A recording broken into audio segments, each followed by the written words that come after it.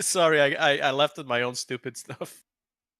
Ay, ay, ay. All right, we have officially started the stream, question mark? Ah, yeah, I can see it. Yeah. Hello. Who are you? Who are you? Who are any of us? Who are you people? Tume, how's it going, Evil Kara? Welcome in. Yo, first too. Little Bunner. And How- Javard, you have how- been How is that possible? I literally had the stream open. How did they literally stream snipe me from before the stream started? Am I never going to get first? Nope. Oh, no. You have to learn. Yep. You never get first. Yeah, there's always someone waiting in the chat that's absolutely Actually- wanting it. Actually, last D&D stream first went unclaimed. That's true. Are you True. serious? Nobody picked it up. Yeah. The one time I could have gotten it. No, you know what? I didn't try it. I know exactly why. somebody got it. I know why. Because at the very start of the stream, like 5 minutes in, I had to stop the stream and then restart it because I accidentally showed something on stream it shouldn't have. That was Oh, that's the one. yeah. Hey, That Fred. was the one Hey, Jade. before. Oh, hi, Fred. How's it going, Fred? Oh, Welcome in, Jade. Welcome in, Jade, as well. Oh, I almost dropped my drink. Hello. Oh, speaking of food, are you hungry, sweetie? I could use some carrots. Here you go. How did you know? Also eat. Oh, sounds coming Am I out there that on speaker. predictable? Sweetie, I know a lot of things that goes on when like before you say it. How dare you? That's what No, it means Omnipotent, omniscient bun. it means that I love you and that I know everything about you. Oh, I appreciate that. hello, Welcome in, everyone. Goldie. Welcome in, Barrel. I know you, boo, Sonia. Also, hello there, Gold. Welcome in, Tume, Amazing Barrel, Fred Bear. Welcome in. Hello, everyone. Welcome to D&D. Matthias is currently hitting the head, and they haven't been What? back. They're back. right What are here. you talking about? I've been sitting here for like 3 I've minutes. been here the whole It's- time. I just didn't say anything. Were we the heads? Were we No. the hits? Strawberry lemonade. No, That's actually my yeah, favorite lemonade. ourselves. Strawberry lemonade's actually my Some lemonade favorite. as well. Shadow, Kitsubi, welcome in. I like raspberry lemonade. Hello, everyone. It's also really good, yeah. Lemonade is nice. Welcome everybody to Dungeons and D&D. We are were we the we? Yes. We. I actually experienced my first lemonade stand yesterday. I experienced my first we. I got to see an ice cream truck, which you haven't seen in like 8 Yo, those are rare. I thought they were extinct. Yeah, I know, I did too, and I just an ice cream truck right now. So I wonder how hard it is to get an ice cream truck. Like, how hard is it to set one of them up? I like to think that it's just something that you can go to the thing, buy, get a license for it, and then get a bunch of ice cream. You probably just have to have a food license and not like a full one, just a specific type, and you're good. That's Back. actually, do you need a food license? I can imagine Matthias looking very confused right now, saying, "Why aren't we talking about D&D?" So, welcome everybody to D&D. We are on part 10, believe it or not, of our campaign, and I'm having a great time. I don't know about everybody else. What does Oh, the terrible D&D time. stand for? Dungeons and Dishes? Yes. Yeah, sure. That's I know. all right. So we're gonna go down the list so that we can get started here. While they do, I'm gonna get my D&D dice out. First off, we got Tume. Welcome, Tume. How are you doing, and who will you be playing today? Hi, I'm doing fine. The heat hasn't gotten to me yet.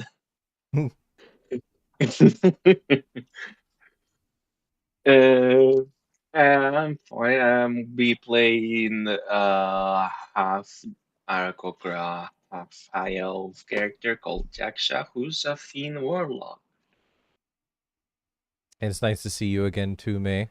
Foggy, welcome in. Gold, welcome in. Oh, Charybdia with a tier 3. A tier 3 sub. Goodness gracious. Thank you so much, Charybdia. And by the way, Charybdia, thank you so much. Oh, and thank you for the Lord Foggy. Thank you so much, Charybdia, for being a tier 5 sub on Patreon. Thank you so much for fixing that little problem for anyone who doesn't know and is part of any Patreon of any type. They changed the website and may have canceled your subscription automatically due to the website change. Because they combined, if you had a creator and a personal Patreon connected to one account, they merged them without your consent. Well, they did. They kept pinging you about it, but they merged them now. So they might have canceled some of your subscriptions. Make sure to go check that to make sure that you're still subscribed to whoever you want to keep supporting. And we already got a raid! They Oh, merged hey, you Bumper without Fox. their consent after warning you 1,000 times. Yes, but if you didn't go to the website, you wouldn't know. Welcome on in there, Bomber Fox. Thank you so much for raid 3. Welcome to Range. My name is Strawbunneh. We're just getting started with D&D. We're just introducing the characters super quick before we get started. Thank you, Bomber Fox. How you doing, Charybdia? Thank you for the care package. Thank you for being a sub, especially tier 3 and tier 5. What? Goodness gracious. But slow down. Slow down. You're going at like 28 miles an hour, dude. I just feel bad that everyone in the voice chat's just sitting there and I'm just yapping away. It's almost like it's your stream or something. I know, but I feel bad. What do you mean a hype train is coming? What is going on? It's a hype train. Where a Hi, hype Jasmine. Oh my gosh. Okay, Bomber Fox, thank you so much. Artie, welcome to the chat. I just do it for the funny for both things. You know what? Let that be a real fine thing to do it for, the funnies, and I'll accept it because I could use it to help pay my bills. Yo, Real Shiny Finnegan, welcome in. And Thanks for the Evil Prime Carrot, Gaming. thanks for the Prime, too. Carrot. Yeah, there you go. Yeah, for the 100 bits. You know what? Just for fun, I'm gonna have Lou read out the things. No. I can't Shout out do to it. I don't have you- Wisebox for pointing I don't out have all the your things talent. that we're missing. And thank you, Charybdia, for the 100 biddies, and then Charybdia for the 99 biddies, and then Evil Carrot with the Prime sub. Just like that, we're on level 2 of the hype train. But as this is happening, Real Shiny Fennekin, thank you for the 65 stream streak. I can go faster. I genuinely can, because I have this energy that I have for the first like hour of the stream, and then it's gone. I have no energy. So next up on the list, we have Artie. Artie, welcome to the stream. How are you doing today, and who are you be playing today? I am certainly here. Like, man, that's you don't usually do me second. You don't usually like put me up second. That's I know it was a curveball. That's crazy. Well, I am playing. How do we just decide how we pronounce my name? Oh my God! Look at all the gift subs. I'm never gonna get through.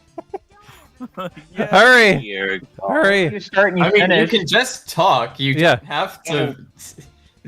No, I know. I know. I was doing the bit. I'm sorry, but I'm playing as a niece who is a Path of the Beast Warrior Barbarian, also a goo creature.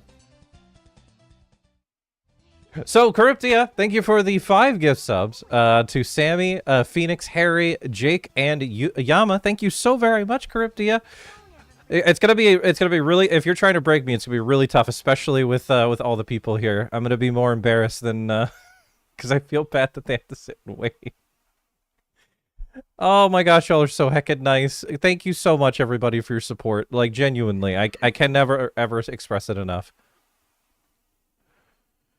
Oh, baby. All right. So, next curveball. Clover, welcome. Who are you? Tell us a bit about yourself and who you'll be playing today. Hello, I'm Clover. I'm a Beebs. I just got back from Anthrocon, and I'm going to be playing Blarfey, who is a naive jackal, who is also a bard.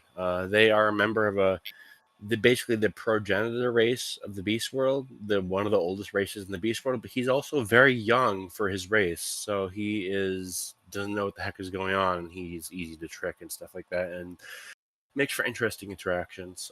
So I'm looking forward to playing him more today. Absolutely, and it's good to see you. Committing to the bid brought me to places I would not have. Oh, hold on, let me retry that again. Committing to the. Try again. Give me a second. Committing to the bid brought me to places I would not go without a shotgun. That was more announcery voice. Thank you for the pets. By the day will arrive, the day will come where the number 100 will appear, not from bits. Oh dear Lord. Yes, it will be funny, but also I'll probably cry. But seriously, it means the world to me. Thank you so much for your support, everybody. We have 2 minutes left on the hype train. Next up is Floor. Welcome, Floor. How are you? Who are you, and who you be playing today? Hi, I'm Fleur. I don't really have a species I'm necessarily attached to at the moment for fandom. I kind of You're really far from your mic, I think. yeah. I'm Fleur. I like to shift around species a lot of the time, but right now, but in game, I am a jackal as well. I am playing Celine, the swashbuckling rogue. Nice to see you again, Floor. Then next up, we have Jasmine or Javard. Welcome in. How are you? Who are you? Who you be playing? I am a cat. I am playing a mouse, and they are a cleric. They're Schmoll. It's good to see you. And finally, we have... And the final player we have is Lou. Welcome, Lou. Hello, hello. Who are you? Who are you playing? And how are you doing? I'm doing pretty good. I got some water. It's lemon. No. Mandarin. Mandarin. Orange. It's orange flavored. And I'll be playing today the character Zeke Namstrad, who's a monkey monk. He is a person who acts with his fists first, and everything else second. His belly too. His belly will override most things. If there's food abound, there will be monkey on the ground. I was gonna say you could just stop with it will be monkey. It will be monkey. I will say one of the many reasons I love Lou is the first thing he said to introduce himself is, "Hi, I'm Lou. I have some water. It's Mandarin flavored."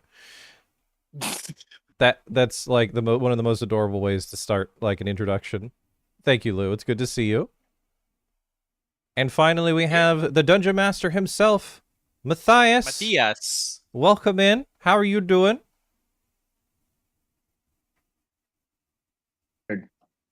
Oh, we didn't hear any of that. We just heard "erp." Yeah, the microphone didn't pick that up. I'm tired. Well, that bodes well for the dungeon.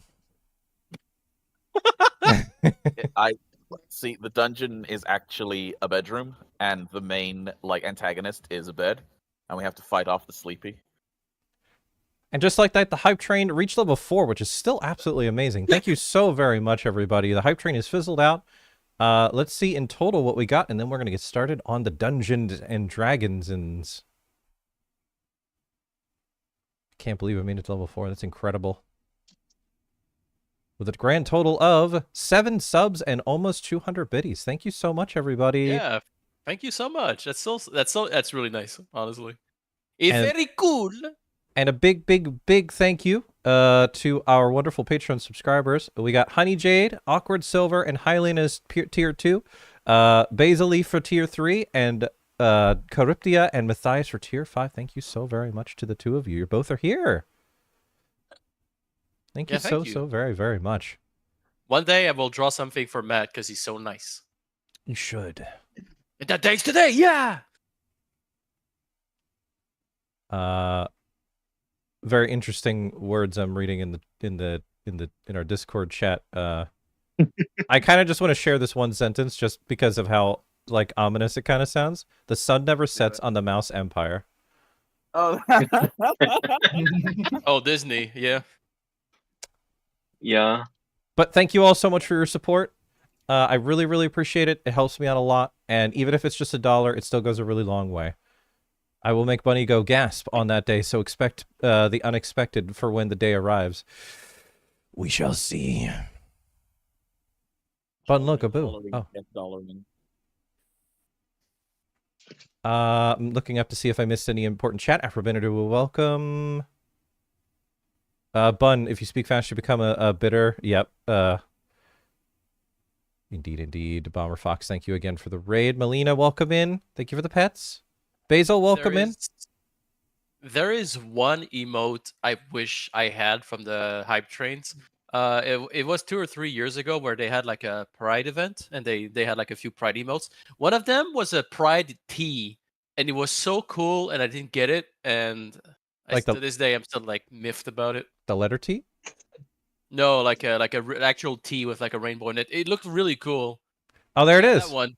Yeah, and I wish I had it because it's such a cool emote, but I didn't get it. I think I had other ones. I can't see them. Can right you now, but cheat yeah. and copy and paste that? I'll be right back. No, not really. Okay. You could probably. Actually, I shouldn't give piracy tips on your stream. Yeah. Let's not do that. My bananas. Okay. Rainbow pea basil. That's what us homosexuals deal with every day. Anyway, so with that, I shall give the mic over to Matthias, our dungeon master. What are we doing? Well, I need to put this in there. Well, I'll say that Matthias is not at home right now, so their mic quality is a little bit different. But in case you're wondering why it's different every other time, that's the reason. Oh, yeah, I mean, technically I can go get the good mic. No, you're good. That's fine. At first you were a little quiet, but you just got louder, so you're good. Well, if this mic does go bad, then I do have another mic I can switch to. So, Okie dokie. texted, people are like, "What do you mean he's away from home?" I've been away from home for for over 2 years. If you guys haven't figured it out, I'm in the Middle East. So there you go. Anyway, moving on. I think you might be a little far from your mic, though. It's been in the same spot it always has been. I just had to pick it up. Gotcha. Anyway, so before I get started, I need to inform my players of you guys can't see this over there in the land of digitalness and whatnot, but my players can see this because the webcam on. If I'm doing this, good news, I have my dice. Oh. Oh Look at lord. that handsome son of a bitch. So I'm not rolling digital dice tonight. I'm rolling. I am so glad I get to What? roll physical dice tonight. It's gonna be great. I love physical dice. I'm so sorry. I got a really big raid. They already hate me. So glad I rolled that first one out of the way. Anyway, Matthias, just one sec. I'm so sorry. Since we didn't start yet, I just got a really big raid.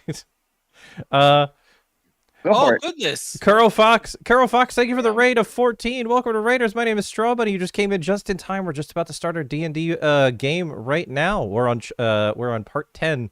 Shifu Aster, welcome in. Nice to meet you. How's it going? My name is Strawbunneh. I'm surrounded by one of the most amazing group of friends in my entire life, and we're here playing D&D. 2 raids in 1 day. It's crazy. It almost never happens. Like, if I get a raid, it's normally pretty rare, and this means a lot to me. Thank you. Kuro, how was your stream? What were you playing? Apologies, we do need to get started, so I'm gonna give the mic completely. I'm gonna get the mic over completely to Matthias now. But thank you again for the raids, and I hope you enjoy the stream. I will have the chat open on my end, so we'll see what happens there. And oh, you know what? I can do this. That way, I can at least look at it because I know multiples of us are. Anyway, moving on. So from part 9, the first person to make it back to the what was originally called the Cat's Claw Inn over in Mariah in the Feline Isles of Balar has now been renamed to the Mousemaid Maison, and it now has a new recipe, a signature recipe. It's very expensive due to the ingredients, and it's called the Mousemaid Stew, and it was so exquisitely done that come to find out that there was actually a stipulation in why this inn was actually empty. The original owner had left it sort of, you could say, in a will or in instructions left to the city or the mayor because they would give back to their community. And it would seem that Dolnan, having done the same thing, seemingly out of the blue, was given the option because they gave this exquisite stew that literally everybody was talking about. They were coming back for seconds and thirds. And it reached the ears of the mayor, mainly because the mayor's secretary managed to bring a bowl back. And upon finding out that Dolnan didn't ask for any money in return, just, kind of, everybody smell goodness and, giving food out, and they met the criteria or the requirement. So now Dolnan and so the Bronzeblade Alliance now has their own maid cafe. Yay! Hell yeah. With I think it was six. I think we said six. With six employees, which I still need to work with you, Dolnan. I think we did say that the chefs would be mice, but the other four, I don't think we told them or anything. Sorry, as you can see, I've been busy. Mhm. So with six employees, and then I know you came to me in DM for some really cool enchanting style thing, which we will get to that eventually. That's still a work in progress. I haven't figured out how I'm going to make that happen, but that's probably going to be a very high level sort of thing. But at the same time that the opportunity was presented, the mayor actually received a letter. Well, it was actually really two letters, the first of which was actually from the closest family. Kids, Caitlin, Oh. actually being Matt, you're gonna have to awesome. Matt, you're gonna have to repeat that. Your mic got like really. Okay, I'm gonna go swap for the good mic then. Okay, sorry, Matt. Hi, everybody. That makes sense. Don't worry, everybody. Matt will be I back. hope we're gonna make a. I hope we're gonna make a profit from this maid cafe. This is the best beginning to a stream we've had. This is so dumb. Yeah. That's okay. I mean, there's been worse where we were like 20 minutes late. That was my fault. That's fair. You never know what happens. Yes, we still need to do the Arcana check because it would be really cool if that passes, because it would be super duper helpful. Cool. I know that is super exciting. Hey, Bun, I got a question for you.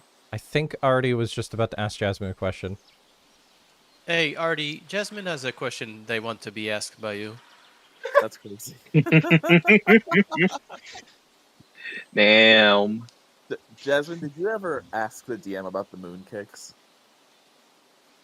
I think you did. I wasn't sure if it's like, well, I don't think I had.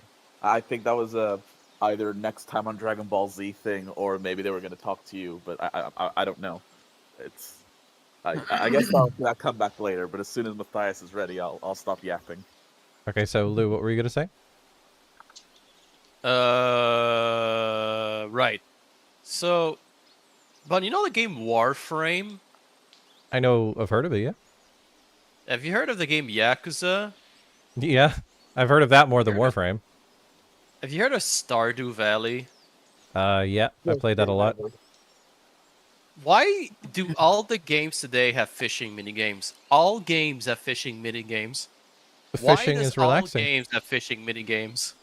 Fishing is relaxing, and it's a And good. no It's other a. activity is. I would like to say that fishing is a good out when it comes to. We need to have our characters earn money somehow, but only a little bit. So what if we added a mini game, even if it doesn't make any sense, that deals with fishing? That because it'll just take a little bit of time, and also everyone else is doing it. That's a good point too.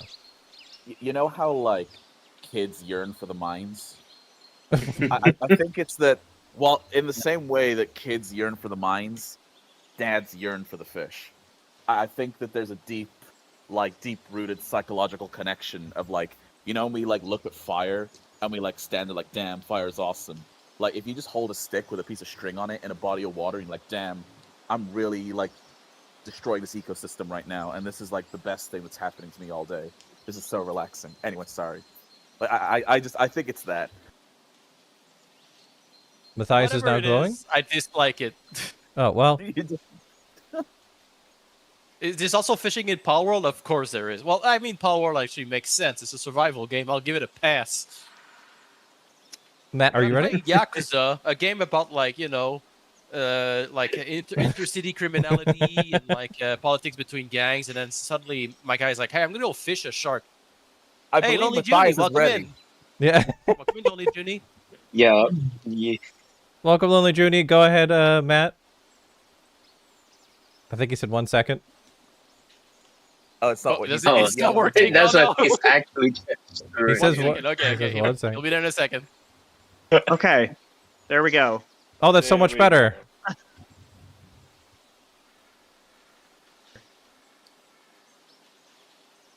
Sorry for the wait, everybody. Better. Yeah, sorry about that. Every time I pull this mic out, if I utilize it, I have to utilize it a very specific way, or it overheats my computer, Oh yeah. particularly That's gaming. okay. So, all right.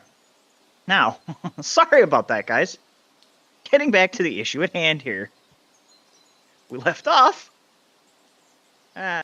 We left off where the mayor had brought you guys the the stipulations for your new place, the Mouse Made Maison. But also they brought 2 letters. Well, really, it's a sealed letter with 2 in it. But one was from Sommerpuff's family, so really it's from Shishka. That detailed, the kids are doing okay. They'd made little drawings in there. That Batlin was helping out around the place, and even though the kids didn't really understand a Warforged, they understood, that there were certain nuances to them that if you brought the way Jishka, explained it to the kids, that if you brought Batlin in, then you trusted them, and just that everybody misses it. So Salma Puffa, being touched by this, really wants to write something back, and it'll eventually get back there, but it's going to take a hot minute. The second one was a letter. I believe it's from Triotan, I think is what I said. Detailing that the Bronzeblade Alliance now has, in between, even though it's in the land of, or in the kingdom of Alamance, the Trade League of Inyo, so the trade lords from Landbridge, and the royalty within the kingdom of Alamance have decided that Vergius, where in Campaign 1, they took down sort of a magical delve in Vergius, which that delve in and of itself pretty much made the town vacant. Nobody could live there because of the delve seemingly right there. They have given sort of a piece of Vergius to the Bronzeblade Alliance, and in so doing, what would have been an adventurer in Vergius is now the first of its kind within the Beast World, and is now sort of an adventuring guild. So the Bronzeblade Alliance now with this team and maybe some other characters that they remember from Campaign 1 are all kind of leading, this new guild. It is taking some time, but it is new and developing. Now I need Clover, because you weren't here before, so Blarfey, actually, I'm sorry. here now. I need Blarfey to make an Arcana check. All right. 1 second. Get a nat 20. And Only good things can happen. That is going to do it. Thank you, because everybody else did not get it last time. So, as you're, as you're kind of reading into, the letter and whatnot, Larfey, you get something else that doesn't necessarily come from the letter itself that they're reading from Triotan and Riesel and Lyra. Instead, what you're getting is from the wax seal itself. And as you begin to sort of inspect the wax seal, that's that's a little higher than where it would be on the letter. You get the sense that there's something more about that. see. Let's see. Oops. Yeah, Blarfey would look at the wax seal, and he wouldn't try to remove it just yet, but he would be curious about it. Let's see. So, hold on, I'm going to my character sheet. Take your time. What if you Yep. ate the seal? Really? Orf. The Blarfey would want to cast Detect Magic on the seal. So as you were detecting magic on the seal, and please make sure that you remove that spell slot. Yep. So as you cast detect magic on the seal, you get the sense that it's some sort of like illusionary magic tied to it. So Blarfey would say out loud to anyone who was here to listen, this seal on this letter seems to have some sort of illusion tied to it. It's strange. Would anyone mind if I broke the seal, see if anything happens? You can break whatever you want, says Zeke. Bud doesn't know anything about magic and is still too happy reeling from his letter and looking at the cute little drawings his family drew for him on the letter. And plus, he doesn't know anything about magic, so he doesn't care. Right, okay. So in that case, Blarfey would try to hold the seal from both sides, one thumb on either side of the seal, and gently try to snap it in two. So when you snap the seal in two, there is you feel sort of the slight jolt of energy. It's almost like there's this spell that's being weaved in front of you. Do you continue to hold the letter or the envelope with the seal on it? It depends. If I started feeling any sort of pain or discomfort, I would place it down very as quickly as I could, but otherwise I'd continue to hold it. So as you're holding, the envelope that these two letters came in, you can see that there are sort of wisps of magic that begin to create a figure that one of you definitely knows. And this individual, it would appear, huh? It's me. It's who? No, it's not you, but it is somebody that you know. I mean,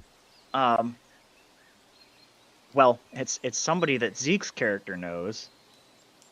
Zeke, you immediately recognize this individual because you saw them at the top of one of the castles, or at the top of the castle inside of Landbridge in campaign Merc. 1. It's Merc. So an individual that most of you have never even seen before begins to take shape and take form. And initially, it's the voice that catches you off guard. And Merc begins to say, to you guys, Merc is an individual who is much like Zeke. They are dressed in sort of a monk-like garb, no different than probably what Zeke has. But obviously Zeke on his shoulder, he's got the champion's pauldron from the Kingdom of Valamance, from the underground sort of fighting rings. So obviously Merc doesn't have that on, but it still seems to reason that there are similarities between the both of them. The first thing he says that before his figure forms is the Feline Isles are but the first step. From what we understand, I know you're out there, and I know you don't want to hear from me. But we've made some movement over here in the Kingdom of Valamance. Not much is known about what is going on, but we can tell you that you must search for something called the Ark. I don't know what's going on, and I that's all I have. other than everyone that I've mentioned it to from the Faerunian world, because it seems to be tied to Faerunian thing brought across hundreds of years ago, has refused to say anything about it other than it's tied to a group only known as a dragon cult. And conveniently enough, they call themselves a cult of the dragon. Tread lightly. The magics at work here are horrifying. And then his illusion breaks, and the magic sort of fades and wisps off into the air. Was Zeke the only one who saw this and heard this? No. Oh no, everybody it's did. it's literally like the illusion pops up, on top of the letter, and it just plays out. Oh, yeah. I mean, Artie's already got exactly what I'm reacting to. Dragon mentioned. Dragon cult mentioned. My ears perk. Yeah. So, Blarfey Cult of the would just Dragon. I don't think they're the good guys though. Blarfey would just blink a couple times and be like, well, that's probably not good. I'm gonna snatch a letter from someone's hand and be like, "What does he know?" So what's going on? I overheard Dragon Cult and stuff. I had to go run for a bit. Oh, sorry. I thought that was your character saying that. What's going on? I thought that was too. No. So there was an illusionary enchantment attached to the seal on the envelope, and it was your previous character would know who this is. Merc, which is the monk tied to Lou's character Zeke. Okay. So Okay. So for me, Dragon mentioned. Did they say Cult of the Dragon? Yeah. Would I have That, any It was the cult of the ideas? lamb. That's a different thing. Would I have any Remember, Poe, not all of the dragons are good, and remember what we talked about when we were alone. There might not be great things going on. I'll let Fleur go first. yeah, thank you. Hold on, I have to re-sign in because apparently it logged me out. Oh, What? That's annoying. That's annoying. It did it to me earlier. But what were you saying, Fleur? Would I have any clue on, and would there be any way I could figure out more about this Dragon Cult? And would they be related to the necklace ring that Bun had?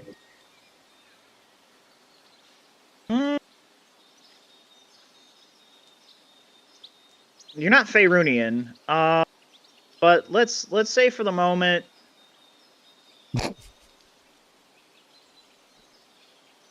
Well, I'm trying to think, because you were a pirate at one point, so it is entirely possible you might have come across maybe an individual who might have had something. It's very rare, but so it'll be a difficult check. I'll allow you to roll history.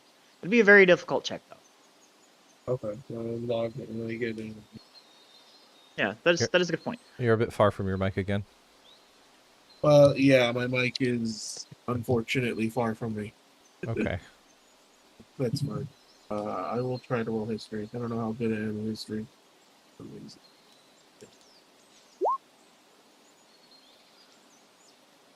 10. No, unfortunately. Oh, actually, no. It'd be 18, because this would have been the next day after the stew, so it would have still been with advantage. Still 18. No, because it is 8. Oh my god! I see what you guys did on the map. Thank No, you. I didn't do anything. Oh, just noticed It is too. a very hard check. So unfortunately, no. But what I will tell you is that there might have been whispers among your crew at some point where somebody's like, "Hey, did you see like this weird dude's like mask or something like that?" It was never confirmed. Matthias, would we still have Okay. at this point advantage from the food? Oh, department? snap. Yeah, that's true. We have advantage. But It is still you the would same have day, I think. advantage. It is still the same day. This is Hold the day. on. after. Did you factor that into account, And Matthias? 18 is still not enough. Yes, he did. He did. Okay.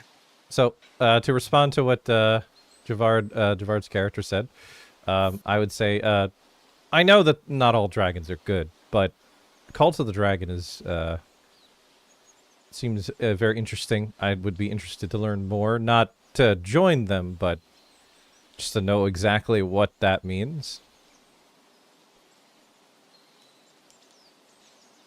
That's all. That's all I wanted to say. Yeah, no, you're fine. I mean, Just to Jaxa acknowledge would that. be like, Jaxa would be like, you have a dragon on your amulet, was it, or a ring? I mean, What's the yeah, amulet now? yeah. It's around my neck on a chain that I can't take off. Okay, I'm back. Okay. Yeah, I have a question. They could be related somehow. Yeah. I have a completely off-topic question for Matthias. It's okay. Matthias's webcam's frozen and oh, there we go. But yeah, What's the question? my completely off-topic question is: did we ever learn Alessandra's last name? Oh God. Control F. I'll find that for you. I'll find Thank that you. for you. Just for a silly little thing, but yeah. Just so you know, Artie, your mic has been muted this entire time. I don't know if you intended to do that, but I just want to let you know it is muted. Oh, I know. Okay. I just didn't have anything to say, so I was just like, just in case, I'm gonna be quiet. Just making sure, because There you go. sometimes that happens on Discord. All right. Thank you. So did when you hear sort of, you know, the Cult of Dragon you're at, and you're like, oh, it's Cult of the Dragon. When you say that, right? The ring sort of like ebbs and flows, almost as if it's a familiar, like just saying those words. The ring has a familiarity with those words, and it pulses with life. Like, yes. That This is with wife. I feel this. Dude, that's I feel this and see this, right? Oh yes. Oh, Okay, yes. so You I'm feel gonna this. immediately say right after that, I'm going to say, yeah, it's absolutely connected to the ring, and it's not. I don't think this is a good thing Okay. because it is pulsing, and I think it is excited by me saying it. So let's not say it anymore. Oh yeah. Yeah, this is very much so. Let's not say that out loud anymore. I'll just say, oh. Let's just not say that out loud anymore. Say what out loud anymore? Don't worry about it. I'll just as a joke, I'll point out the name Cult of the Dragon on the paper, because I don't want it said out loud again, just in case. No, I'm not gonna Anyway. do that. Okay, so, oh, also, you're the catching up with what was available.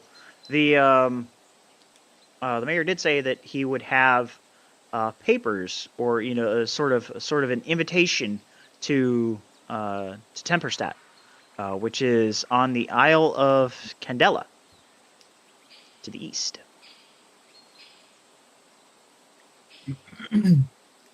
We should go there. Yeah, that is where we should definitely head to now that the maid cafe stuff is solved for now. I will say that it is going to take a couple days, because this is the day after you did your stew and whatnot. So it's probably going to take, I'm going to say low end here. I'm going to give you 2 days. You guys spend a considerable amount of time, given that, you know, you now have this place and you now have to leave. So, you know, it's about a day and a half to 2 days to find those 6. And actually kind of let the invitation ride out a little bit before you guys show up, because just because the mayor is giving you an invitation, you know, it still has to make it to Temperstadt that, you know, that there is somebody coming. So, all right. No matter what, for the next like few hours, I'm going to be holding the letter that I was sent by my family and reading it and like giggling. Show it to So- Uncle Zeke. He'll like it. Oh yeah, I could show it to Zeke. Is Zeke actually okay, or are they angry seeing Merc again? He's not happy about it, obviously. He's pissed off. Zeke is thinking, why the fuck does this guy keep sending me letters? How does he know where I am? Why does he keep ordering me around? Why does anybody care about this random guy they never met? Zeke's thoughts right now are just like, ah. in before Zeke, Burger. in before Zeke is wearing like a homing device, and he just sends like magical carrier pigeons. So he doesn't even need Magical an carrier address. pigeons. This guy needs to get the hint. For context, because the last time Zeke showed up in, the last time Merc showed up, to have a conversation with Zeke was just about at the Festival of Souls, and then shortly thereafter they lost Lyra. So So I'm going to go up to Zeke and show him the letter and show him the really cute little drawings that my kids made. Look at that. They're so much more talented than you are. Oh, Damn. Just immediately rude for no reason. actually, Zeke, go ahead and roll history. Let's see if you remember some of the drawings that they did before this. Let's do this. Let's see if it's all artsy fartsy cutesy things. they're going to be much more 16. successful than you. Actually, with a 16, you can see that they've actually improved. Yeah. They're going to be so much more successful than you, Bun. Well, Oh. Zeke I has said an they've improved. I didn't say they were good. Zeke has an artistic style. He does do the little figurines made of glass. Yeah, is any of the Yes. drawings Oh, yeah, you look can like the do glass, figurines? Um, Or are they just Evens or odds? what exactly are the drawings? I know this is like who cares, but I just wanted to write this down. I'm going to go with evens. Well, no, unfortunately, they do not look like any of the figurines, and I will point out that my dice actually are. They want me to roll ones. That's my second one in a row. Wow. So, What are some of the drawings then? actually, some of the drawings are like Batlin with oh my god, I have to go back to I think you said they were like with knives Been so sticking while out of them. Like yeah. daggers. So Batlin with like dagger sticking in him. There's one where Petal and Asundis, like Asundis is crawling up the chest of Batlin chasing Petal. There's another one where Amat is, he's sitting there and he's actually reading to Batlin. So It is genuinely funny that because there's so many of us in a voice chat, we've never had anyone sit down and ask anybody's backstory. Yeah. So legit, nobody, not even in chat, knows Bun's backstory or who Batlin is at all. Anyway, So- I'm just showing Zeke the drawings and the letter. Hopefully that'll cheer him up. Zeke is a lot happier now, yeah. Okay, good.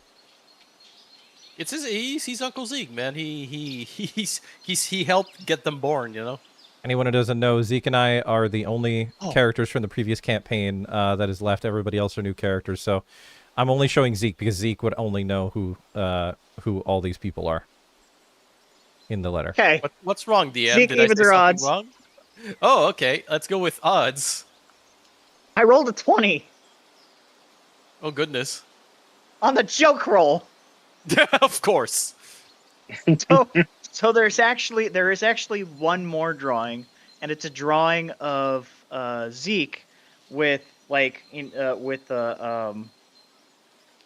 god, I have to go back up and look at the names, with Zholka on one arm and Flax hanging down from the other arm. Yay. Oh, look how strong they think they see you as. I'm just like But yes, that's those are all the art pieces that are on there.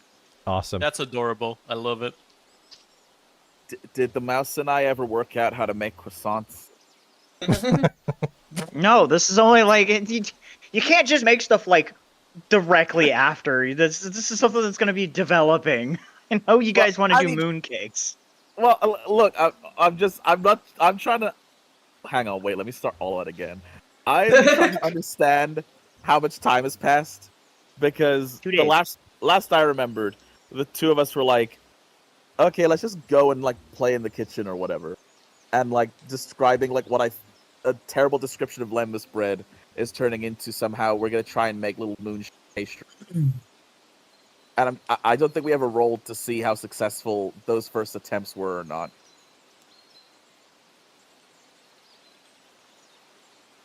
Okay. You know what? I'll allow either nature, performance, or survival from either you. It's one of you has to roll, and the other Sure. one can support from either you or from Dolnan. So you said nature, performance, or survival? If you're proficient in it. This is if you're I'm- proficient in it. I have performance +7. I was gonna say I'm proficient in both performance and survival, but only at +5 at each. So, well, I guess Dolnan leads, I support, and So, go here's on. here's how this is going to work. A lot of DMs will kind of like allow the support as a +1, right? In certain situations, I'm going to give you the option. Are you going to support Dolnan with a +1 or with advantage? They technically already have advantage because of the soup. This is over the course of a couple of days, Oh, okay. so the soup would have worn off. Okay, then with that context, I think probably giving them advantage is probably more beneficial because Okay. I'm just thinking statistically, so I think advantage is more beneficial to them than just the +1. Note this is not going to be an all the time thing. Most of the Well- like 95% of the time, it's just going to be a +1. So, all right. So go ahead and roll with advantage on performance. Do these 2 dice. You got this. You can do it. That would be a 24. Okay, 24. So I'm going to let Yaksa get in on this Oh. because you're Elven. You're half Elven. He is also Um, not a chef whatsoever. Right. So lemon bread might actually be something that you would have come across. And I'm going to let you roll a history check. Okay. I don't remember them being. Which I need to set the DC for. Okay. What did you say I would roll? History. 15. While it is widely used within the elven communities, you're not entirely sure what the composition is, but you remember some of the taste, and you remember kind of, what might actually go into it. That there's a good base started. So,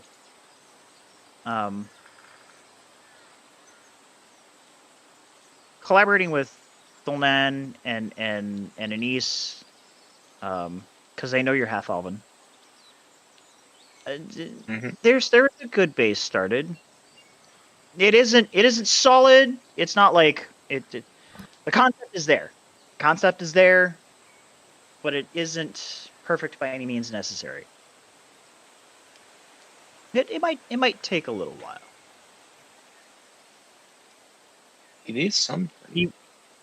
Do you want your chefs in the Mouse Maid Maison to kind of further the concept while you're out working, or while you're out trying to save the world? I guess. Yeah. So we're just we're just like, okay, we're trying to make these magical moon croissants. This is sort of what we started. Shows bowls of dubious. Best of luck. Is that what I'm understanding here?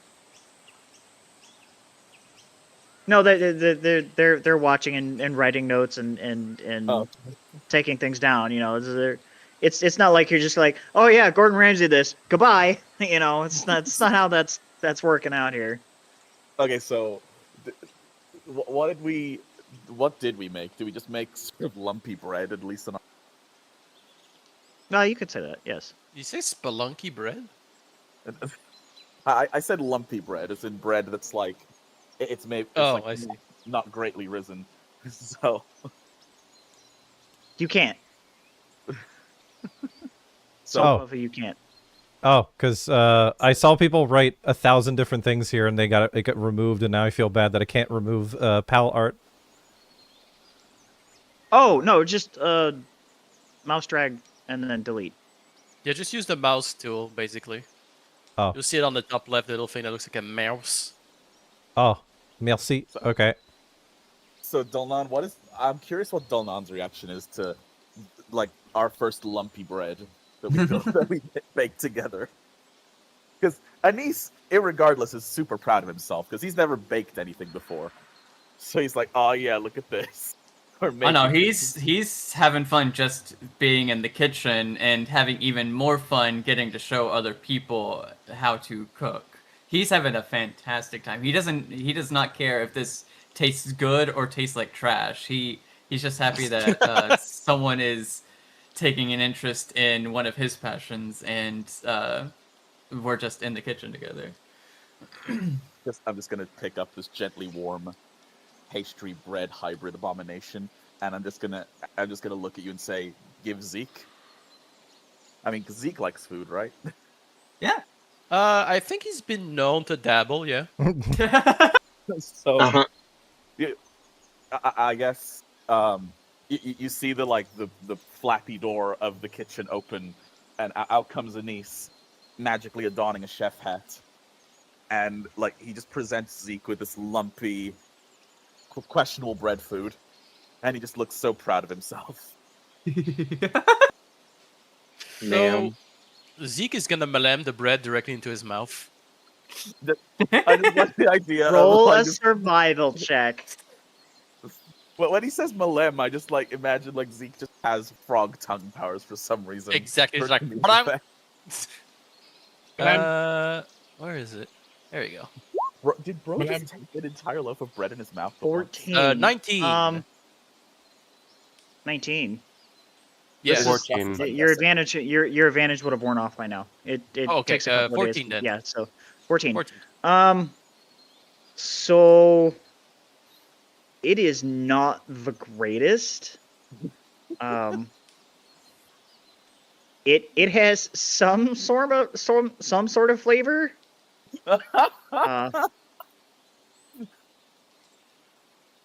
However, I gotta Well, beat the well, the dogs bread on is your not- attack. Yep, thank you. While it is not magical in nature, you do get the sense that maybe it does have some sort of filling quality, but more like a snack.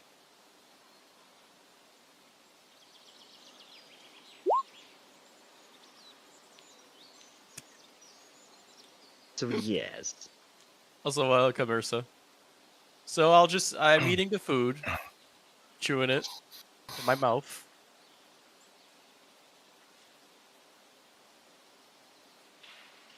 Just quiet anticipation. Of me, Yeah, like, just like the tension is like, and then I'll swallow it and I'll just look at Anise. What a beautiful Dwang. Have you been watching JoJo lately? No, I just know that meme, and as you say, I was chewing it. I'm just imagining the JoJo meme. I'm gonna take this potato chip and eat it. Blarfy just watches Zeke eat the whole loaf of bread, and he's just like, "Wow, the portions are so large here down on the surface." I want to point out. I want to point out, like, when Zeke like malemmed the bread, I want to like Anise in my mind was about to split it and like hand him a piece, and he's on home. It's like, Yeah, no, hold on, wait, no. You know what? If we're gonna do this, how do you get the bread? If we're gonna do this joke roll, we're gonna go full fledged into this. How do you get the bread, Zeke? I'm taking the entire bread. I'm going mouth first into that. Ow! You're just gonna You're not even touching. It's just mouth first. I Yeah, had to just go around. like a horse. Just like keep no, dear, keep your fingers flat. You don't want the horse taking your fingers. Yeah, pretty much. Yeah. I need a strength versus dexterity check, not saving throw. Strength versus dexterity check, unless you think you have some way to No, I don't think you're gonna be able to get the Zeke. Hold on. Oh no, my strength is weak. Oh no, my monster gauntlets don't let me translate that to bite strength. Well, I need a dexterity check from you, Anise. You're holding this bread. I'm curious what happens if I choose to auto fail the roll, because it's like if I see going for the bread, I'm not gonna him taking it. But or is it like he's moving so fast that I have to like flinch react so he doesn't take my fingers? Like I'm trying to understand what's happening. But let's see. So it's just a dexterity roll, not a save. Yeah, it's just a dexterity raw- roll. So do raw you want to roll. auto fail the roll or do you want to roll? You have that Okay, option. I'm rolling. I got a 16 total. Okay, so you have the option because you beat out Zeke here. You have the option to either move the bread away or leave it there. But This is the culmination of you and Dolnan and a little bit of Yaxa. So can I get like somewhere in between of like I try to swipe it away, but like I don't quite get there, so I'm still left with like a full of bread at the end, but he gets like 3/4 of the loaf. I got like like I mean, you won the roll, so I'm gonna play it out like that. Like he gets a majority of the bread, I just end up with a small amount, and I look at it and I'm like, I'll just give this to you. I'm just gonna give this to Dolnan. So here's so Zeke, you can see it smells like bread. Looks like it actually looks, pretty good for what bread is, but even though it smells absolutely delicious, they know you in food. Anise knows you in food. However, Anise completely forgot that this is fresh bread and it's food. So right when, their brain sort of like clicks on and goes, "Oh, you wait a minute. you come out of nowhere, and instead of using your hands to just like go and grab at it, your mouth just comes over and just chomps, almost nearly biting off maybe a finger or two of Anise, and gets like 3/4 of the loaf. And Anise, you pull away just at that last second before the whole loaf just comes out of your hands. And you're just staring at the loaf piece, going, "Here, I made this, Dolnan." You just kind of pass it off to Dolnan. Well, I mean, like Dolnan was there making it with me. It's where I was trying to give a piece to Zeke to see what he thought. I still haven't heard that response yet. So I'm just watching him chew 3/4 of a loaf of bread. Quietly impressed, actually. I'm just Yeah, like, I have the chipmunk cheeks like. "Row." so he just pauses quietly. It's like, good. Zeke put- is like. I put up the art that Lou just drew. Can we put that on the stream, please? Yep. Yeah, it's up there. It's up there. Okay, good. Oh god. So It is. the bread was pretty average, you said? It had, so from the information that they got from Yaxa, what little that was able to be provided from Yaxa, and as they spent a day or two on this, unfortunately, while it doesn't have while it is, because lembas bread is actually, I believe it's described as completely devoid of flavor, but it still is, like, even a nibble will be filling to for at least a day. Oh boy. So again, correct me if I'm wrong. I know literally chat's gonna come out here. Well, actually, Lord of the Rings, please. That's where I'm going off of, and I'm not the greatest with that lore, so I apologize if I get it wrong. Sorry, guys. While it is almost nearly devoid of flavor, it is actually somewhat filling, but for you, it's like a snack. Damn. Zeke is gonna give a thumbs up and say, "I like." All of that build-up for him to put his thumbs up and say, "I like it." Yep. From Zeke, that's high praise. That is like anyone else that would have been like Shokugeki no Soma, like clothes exploding off of you, full like animation.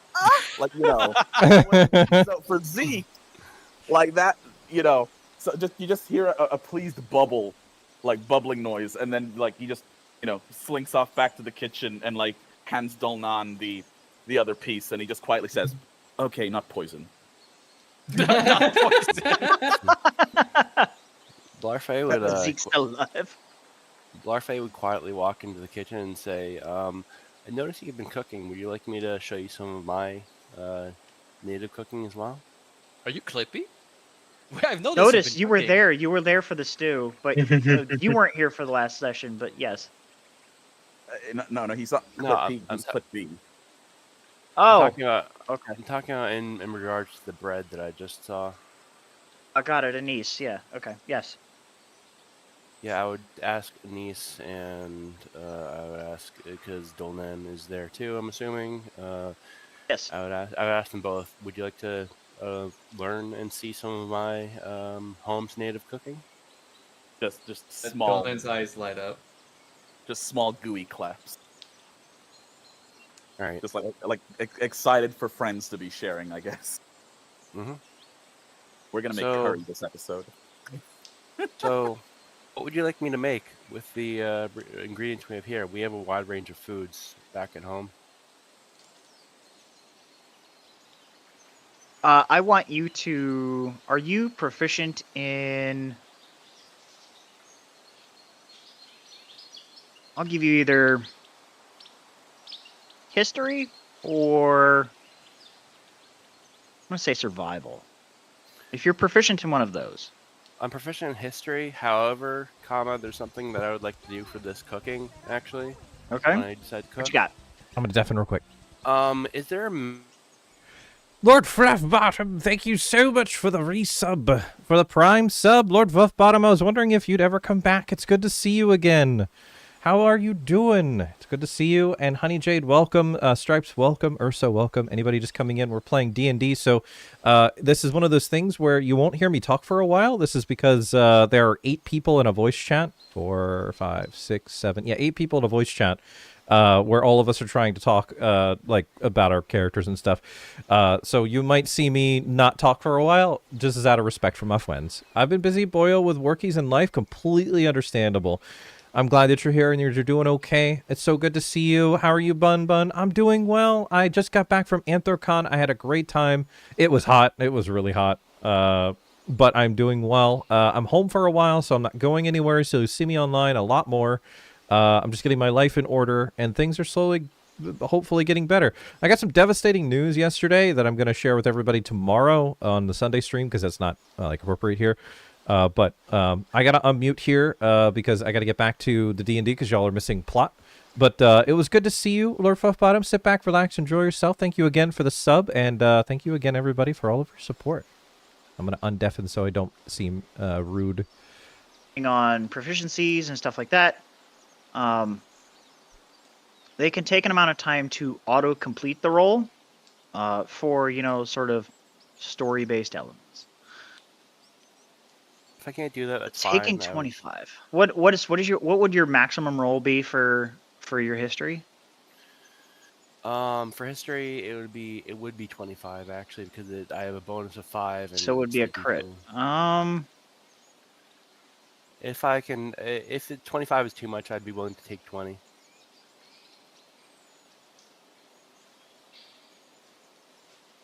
Ooh. Okay, you know what? I'm gonna meet you halfway here. I'll let you take 15, but you have to roll. You have to roll to get higher and get higher than a 12. Okay. Sorry, higher than 11. So it'd be one more than your history. You have to get higher than 11. Okay, I have returned. Perfect. You got a 14. So you spend a little bit of time. What dish do you typically want to go with? I would go with a kind of what is it called? Osobuco. I would go with like flan, probably, like that kind of cake that has To like, dessert. Got it. The custardy cake. That light part on the top, on the bottom, and the dark part on the top. I forget what it's called. It's a caramel. Yes. Yeah. Okay. So through it takes it takes some concentration, and I'm pretty sure that the chefs at the Mouse Maid Maison are, they're watching, intently as you're showing Dolnan and Anise sort of, this flan. And I need Dolnan. Mhm. Dolnan, you can roll. Are you proficient in history?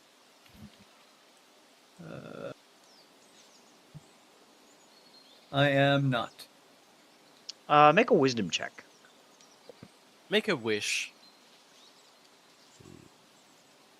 Which one? That would be an 11.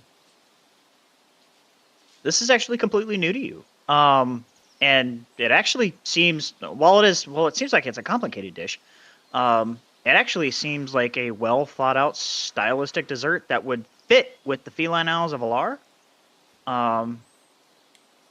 Because you're noticing that Blarfey is actually taking a lot of local ingredients that that just kind of give it flavor without it costing a lot. Yeah, and they would also note, Dolnan would also note that Blarfey would be making fairly small portions compared to what they've been eating so far. Like, think of like one like 2-inch by 2-inch, if not 3-inch by 3-inch flan cakes, one for each member of the party. Ooh, flan. But they're fairly small compared to the portions they've been having, and that might like shed a bit of light on jackal culture and cuisine as well, because it seems to be very much a quality over quantity kind of thing, with the flavor and the quality of it taking precedence over the actual amount of food.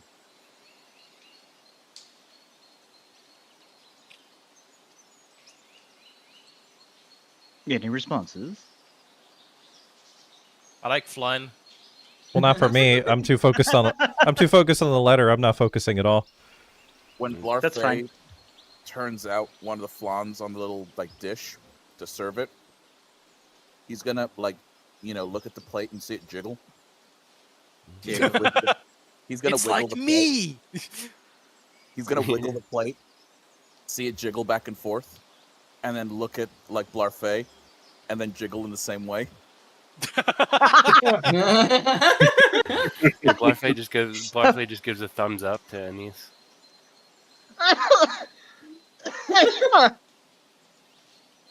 Oh, sweet mother of God, that was funny. Okay.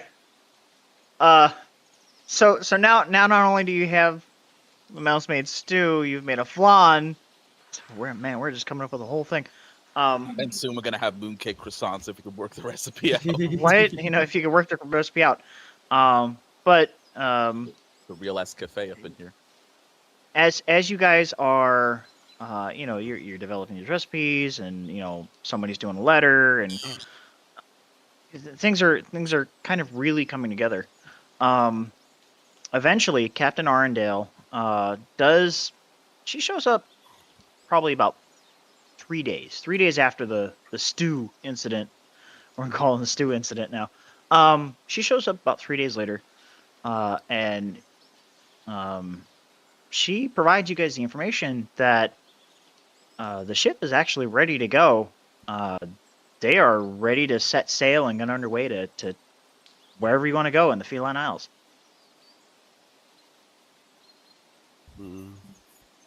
3 days later, Bun is just still looking at the letter. I present the captain with the flan and I wiggle at her.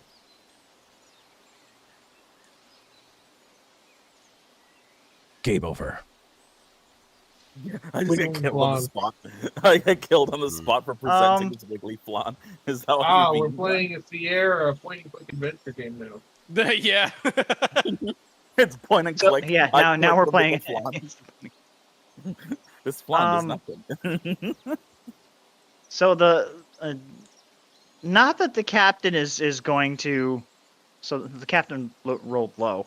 The captain is going to look at you, look down at the flan, see it kind of like jiggle back and forth as you're wiggling back and forth. Go. Not particularly. I don't know what that is. So I'm not particularly in the business of finding things out just as I'm about to get underway. So another time, Desserts. perhaps. Mm. I just say dessert, and then offer it to them again with a spoon.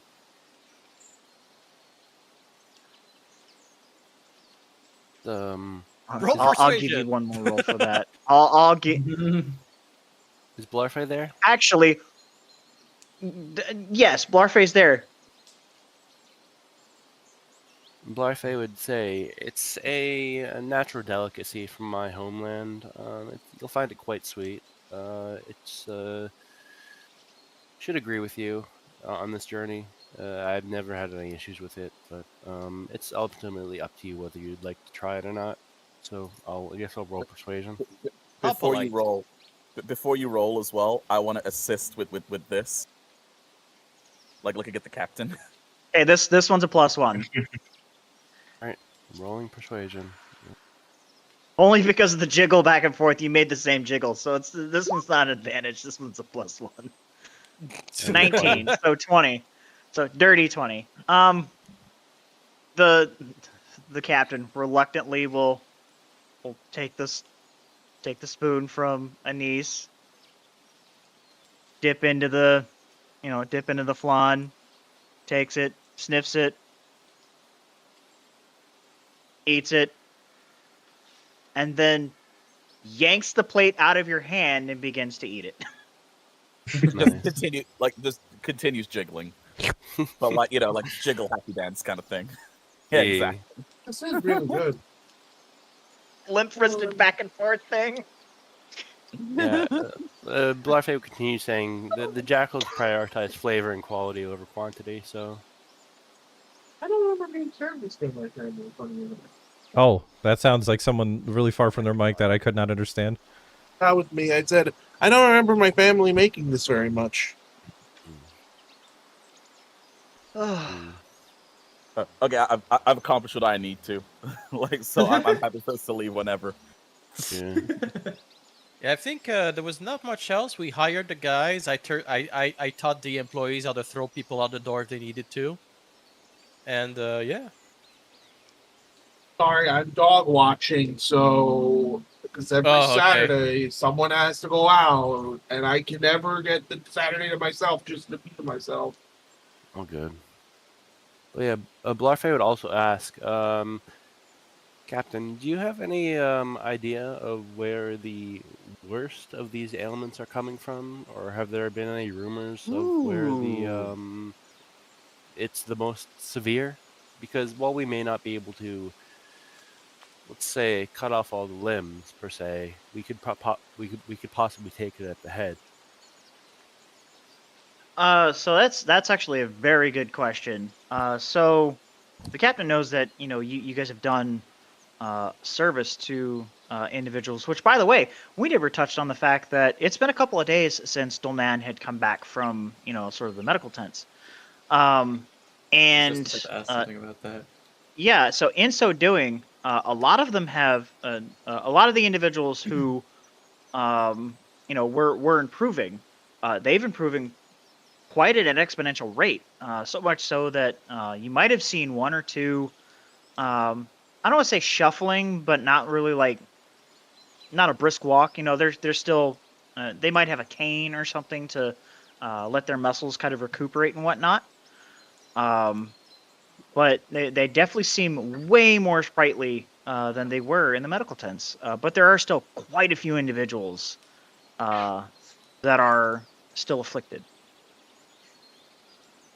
We don't exactly know what they're afflicted with, right? We just know they're weakened. Right, you just know that they're weakened. It has something to do with the fog, and you cleared out one of the delves, which cleared out a lot of the fog. And they're just they're around, Mariah alone. but at least they're around town now. Some of them are, yes. Actually, you know what? Me and Dolnan could go check up on them, see if we can learn anything new. Yeah, we can do that. I do remember when once we learned that only certain people were getting healed, I was gonna see if I can't get some of them to do a little bit more research on the others, as well as see if we can't get information from the other isles where these Oh, yeah. people might have come from. So it would be good to go back to them and ask about what they found, if anything. Hey, which of us has the most medicine for checks? Because I If have you're 8. I have proficient in it. +7. You have 7. I have 8. So you could assist me, right? Yeah. Okay.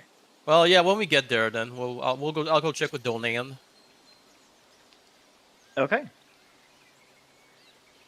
So if that's what you want to do right now.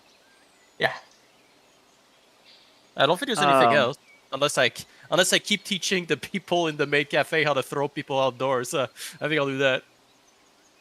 You're gonna hire a bouncer.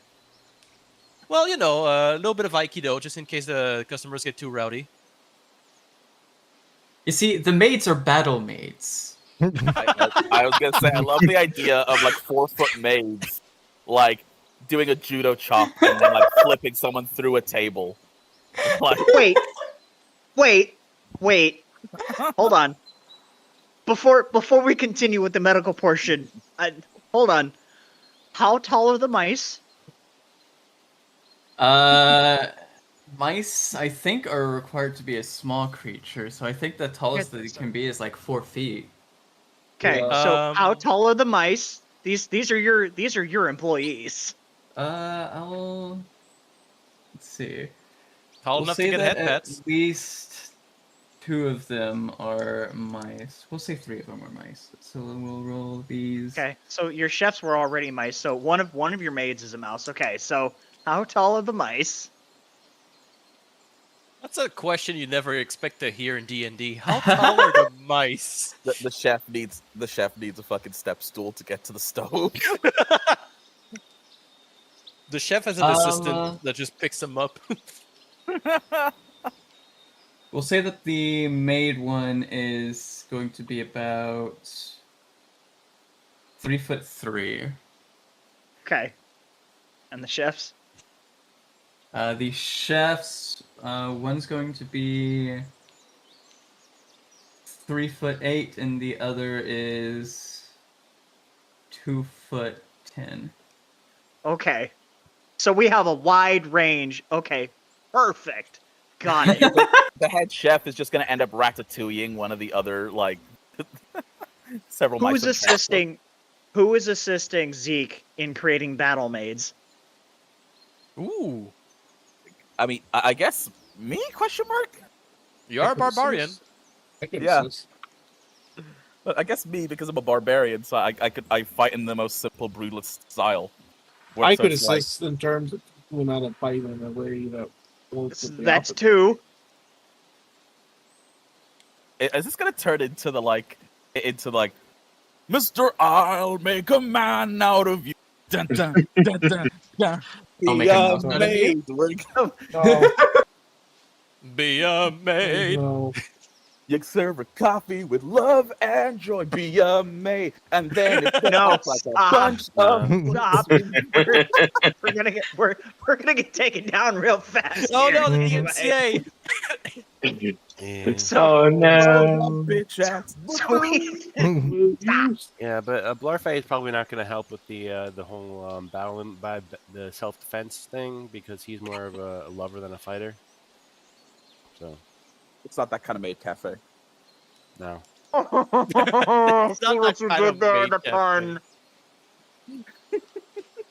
Okay, so Zeke is running this battle maid. I almost want to say Mega Maid, Spaceballs reference, but battle maid Mega sort of, Maid. I mean, it's you said Aikido, so self defense, and Yeah. we've got Anise, and we've got I mean, and we've got Celine. Is there anybody else? I love that the way that I could probably contribute to this is either like I turn into a bunch of weights for them to train with, or I just teach them how to fight with basic weapons. There's no limit to how I can actually help them. Anybody else?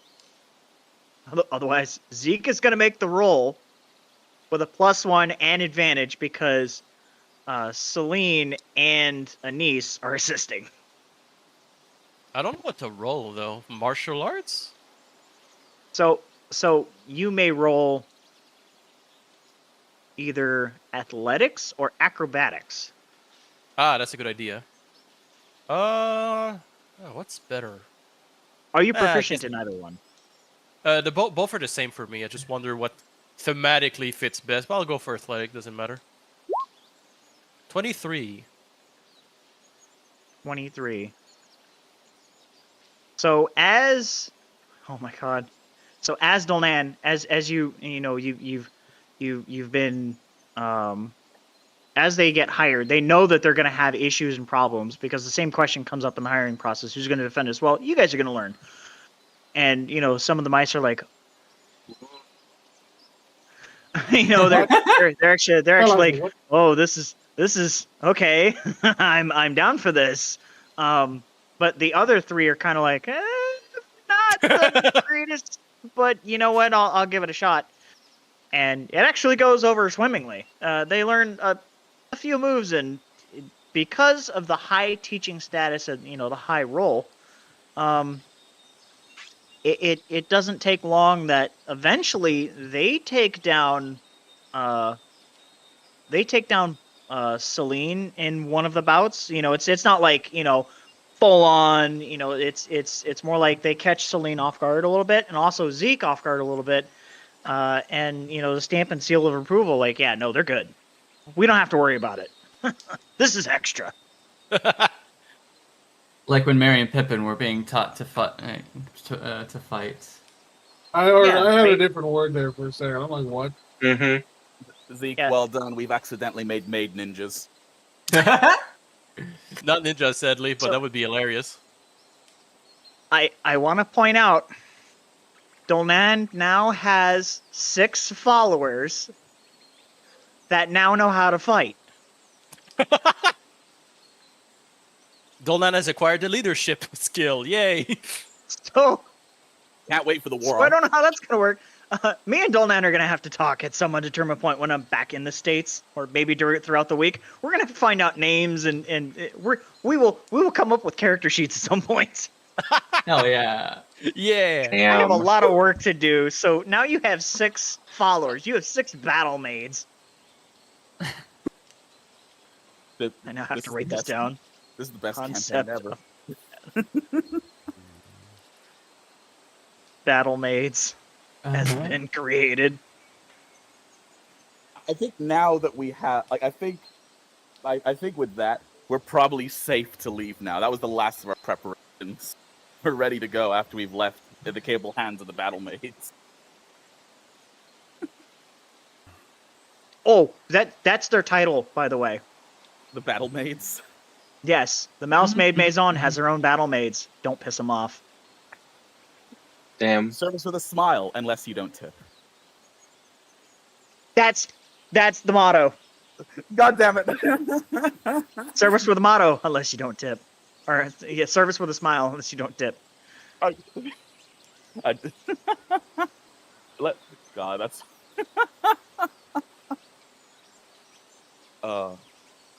Funny.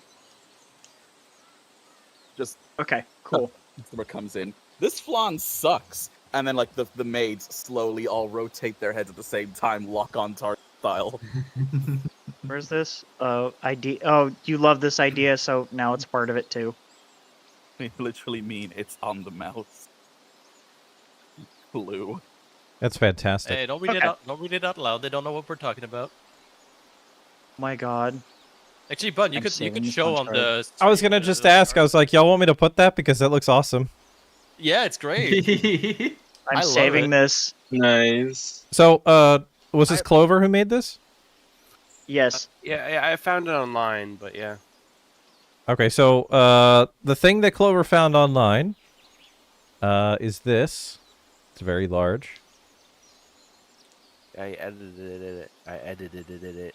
It's great. Great. It's on the mouse.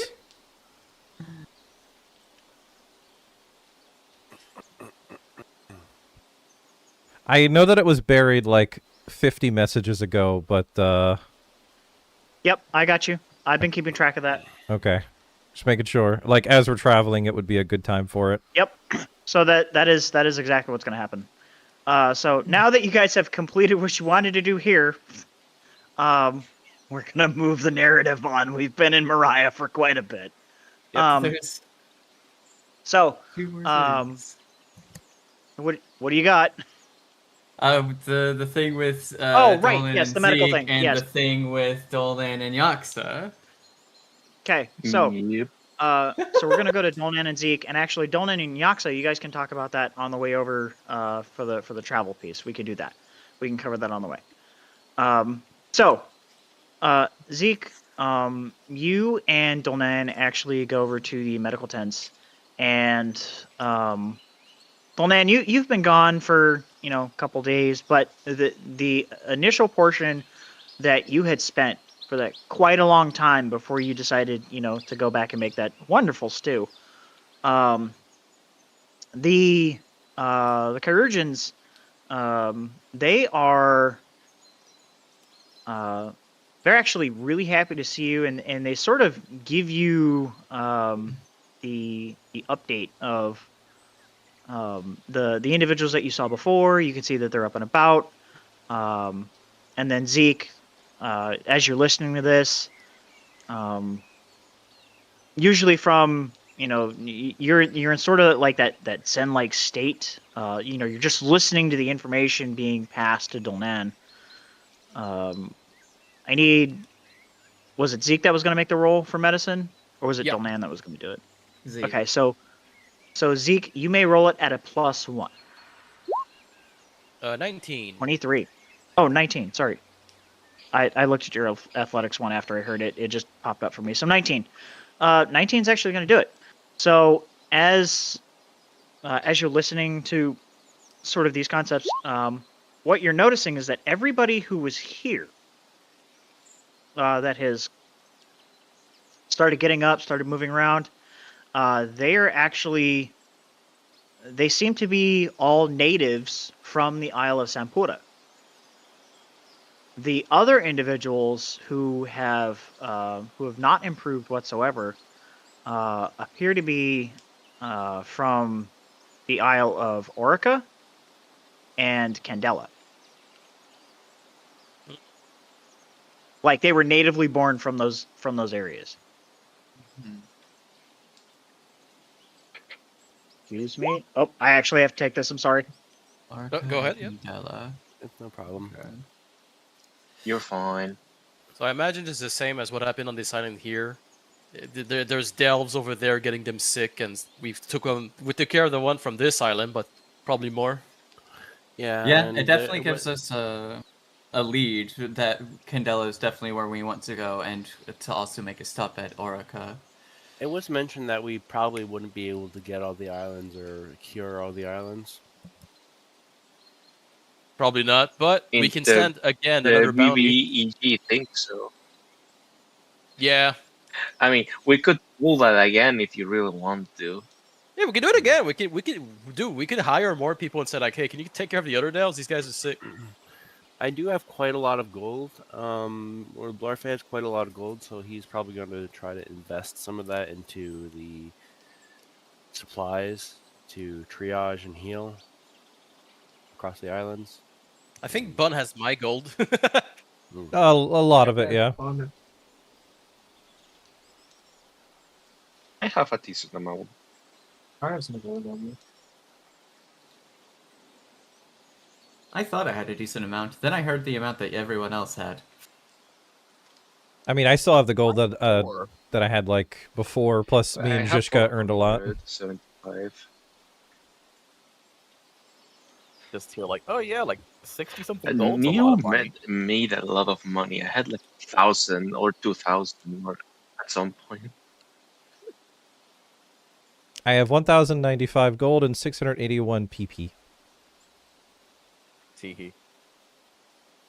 Only because me and Zhishka made a lot from like the between time, as well as I have 8 SP. What I don't know what that is, but I have that too. Silver pieces. Silver pieces. The DM's just letting us know that they're gonna need like 5 minutes. So why don't we take this as a good time for everyone to go quickly take a break, refresh, and then we can reconvene. Okay. Okay. Yep. Be right back again. So it was brought up in the group chat here that I think and the DM's back. He literally gave us he warned 5 minutes so that we did that. No, I received a phone call. I have to cut this now. Oh, Oh, So here's what's gonna happen. I'm waiting on a phone call. So I'm gonna continue with where I need to go with up until I get this phone call. If I get this phone call, I'm gonna have to leave. Okay. Okay. when are you expecting it to happen? Like shortly. So Okay, so we'll let you just the plot. Okay, yeah. we'll let you go through what you got to Take do. the stage. all right. So we were with Zeke and Dilnan, and I gave you the information for Orica and Candela, yeah. Candela. Thank you. Oh God, how do you put emojis? I have no clue.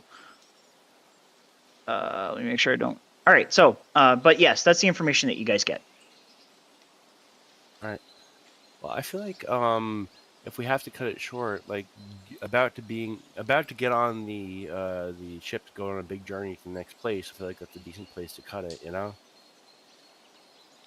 Let's Well, just we can continue always with the get story right started. now and don't worry about that part. Just keep. Just Yeah, keep yeah, going. yeah. Just All right. keep going. So, is there? There's no delineating information other than they are native. So that's the one thing that you guys get is they are natives to Candela and Orica. Seems like everybody that was infected in Sampora, they're up and running and they are they seem to be doing quite well. Cool. Interesting.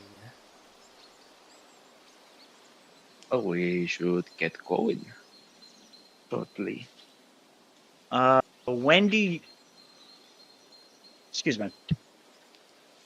Oh, and their phone is ringing, and they now are answering their phone. So that might have been it. We'll see. We'll see.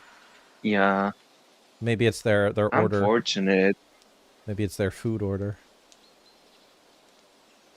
Who They knows? just have to get going, so that's important. Yeah. But we Yeah. want to We see. technically don't know. Yeah, we don't know until he like Could be some. gives us a thumbs up or something to let us know like he's got to go, or just hangs up the phone.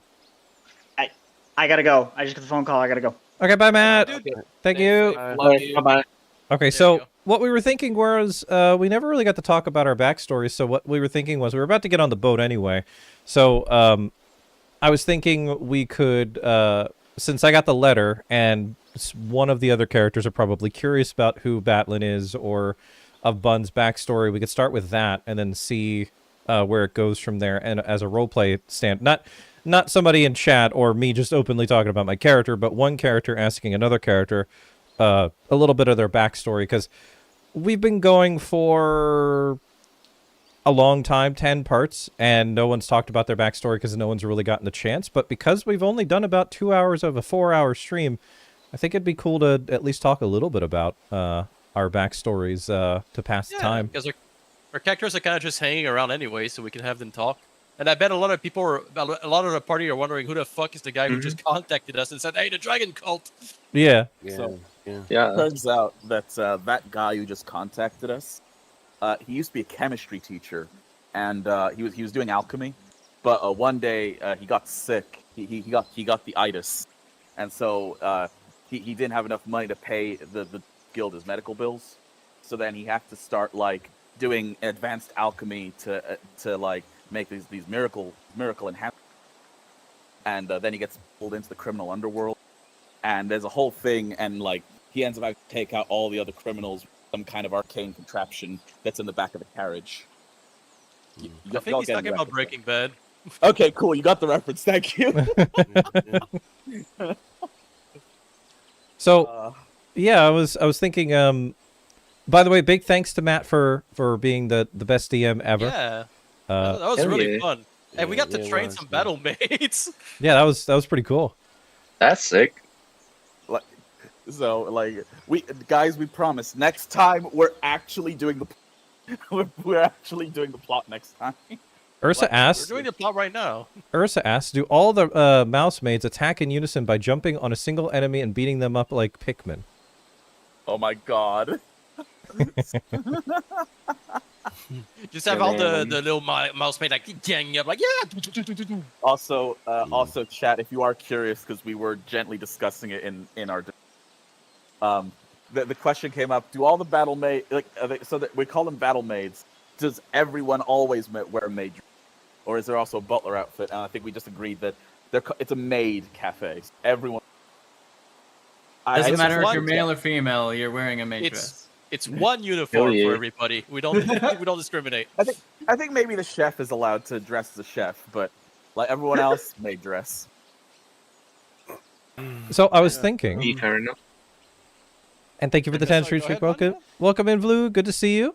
Hey, Vlug. I was thinking, just as a fun thing, and the characters can deny or say that they don't want to, as characters, not as the people playing them. We were gonna sit down at a table, and feel free to like ask each other questions, because I like to think that some of them are probably curious about like the characters they've been spending, the people they've been spending so much time with, that they just like, well, we're gonna be on this ship for a while, might as well get to know each other a little bit more, and we can ask each other questions as characters. Oh, I see. So this is like on the voyage, like we've gotten on the boat. done Yes, all our this affairs. this Now is we're what we're currently, gonna like, in the happen. Yeah. galley. We're in the galley of the boat, slowly, like just killing time. We're just there sitting awkwardly. It's like, so what color is your poo in the like? You know, No. it's like we were talking earlier about how cool it would be if once per session we could have someone go off about their character to another one. For example, I know that me and Dolnan probably talked about like my past a little bit, but I don't think I probably went into extreme detail. But if anybody was looking at the letter over my shoulder, they'd wonder who Batlin is, and then I would go off a little bit about my character if they asked enough questions. I won't straight up say, and that's when this happened. They have to like actually want to know. So if you had like questions for characters like Bun, like who's Batlin, I can explain who he is, and if they push, I could keep talking about it. But if they want to stop talking about it, I will. But something like that, some cool little character moment where we all talk to each other, because we have 2 hours to kill anyway. So It'll be nice. That's fine. I just imagine like he's coming, like you're sitting there at the table. You've got this letter that you're once again reading. He's walking behind you, looks over your shoulder, and he just asks you, "Who's Batman?" yeah. I know that some of you, I know that already, since you're new-ish to the group, like you weren't here for the previous thing, you won't honestly know who Batlin is at all, even. But so is any of the characters that are currently in the voice chat, who would not be at the table? Is there anybody who doesn't want to be at the table? I'm there, dude. Yeah, I'm there. Of course, like the monkey's there. If there's food, he's present. If there's a table, I'm there, because the tables mean food eventually. I don't mean to be the leader here. I just wanted to make sure that this is it's is established. your What's yeah, but it's not my campaign. The was- daddy of the campaign isn't here. I don't mean to be the leader of my own guild. But Oh, Flora, what's up? I said that was the time for my food to come. Okay. So, I was thinking we could all sit at the table. I'm holding the letter. Anybody here is free to ask any questions to any characters that they would like to know about their backstory or anything else. Would anyone like to go first? Yeah, and he's like, who Batlin? no. I specifically say, "Who's Batman?" like, I think that's just gonna be the joke now. It's like, no, not Batman, Batlin. Ah, okay. So who Batman? Funny. So I'm looking at my letter and I'm smiling, I'm happy, and then Anis approaches me and asks who Batman is. I'm like, oh no, that's Batlin. He's an old friend of mine. I'm gonna be vague. You have to. I want this to be a character thing, not a full thing. So I'm just gonna say he's an old friend of mine until you push. Or until someone does.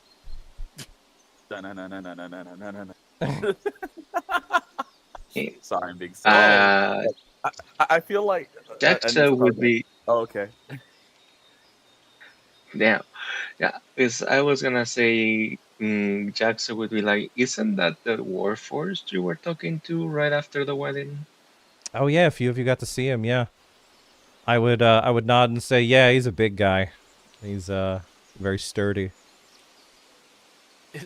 Zeke would ask, is he the same profession as you are? Poe would laugh like really hard at that, just because the image of Batlin doing something like that is absolutely hilarious. Anybody who Some people would think that. Oh, you want me to explain it to the chat? Do you? Bun had it. Wait for Twitch to do that. I mean, they weren't here for the first campaign, so they don't know what in the world I'm talking about. But I will say, as an adult, I made money in a way that wasn't exactly something that I could say on Twitch. So Engaging in certain surfaces. yeah, I'm pretty exactly. sure you could say it. You have to choose your words carefully. I think the adults in the chat know exactly what I'm doing. But it was Rabbit of the Night. Sure. There you go. So the idea of a Warforge, big hulking robot looking thing, doing that is absolutely hilarious to Poe. And I'll say no. He was actually Imagine the attachments. he was actually Bun's laugh slowly started to fade because he realized what Batlin's true purpose was, and he says, "No, Batlin was part of a bigger like army, and he was meant to do something, but he decided against it, and he's not that definitely, but he's definitely not a what he was meant to be." And Zeke will go, Good I for don't him. understand then. How did you meet? Were you in the army too? No, I was living. I met him when I was living with my mom, and something happened, and then he kind of just showed up, and he kept following me around. I was just a little kid, and because I didn't have any parents anymore, he was just around all the time. So You he's see not a tw- actually. You see a little twinge of sadness on Zeke, but he doesn't say anything else. So he's not actually Batman. He's Alfred. You're Batman. Sorry. Sorry, I was meaning for this to be like a serious emotional moment. Sorry. It's okay. Just realized I can't see the chat anymore. There we go. Hi, chat.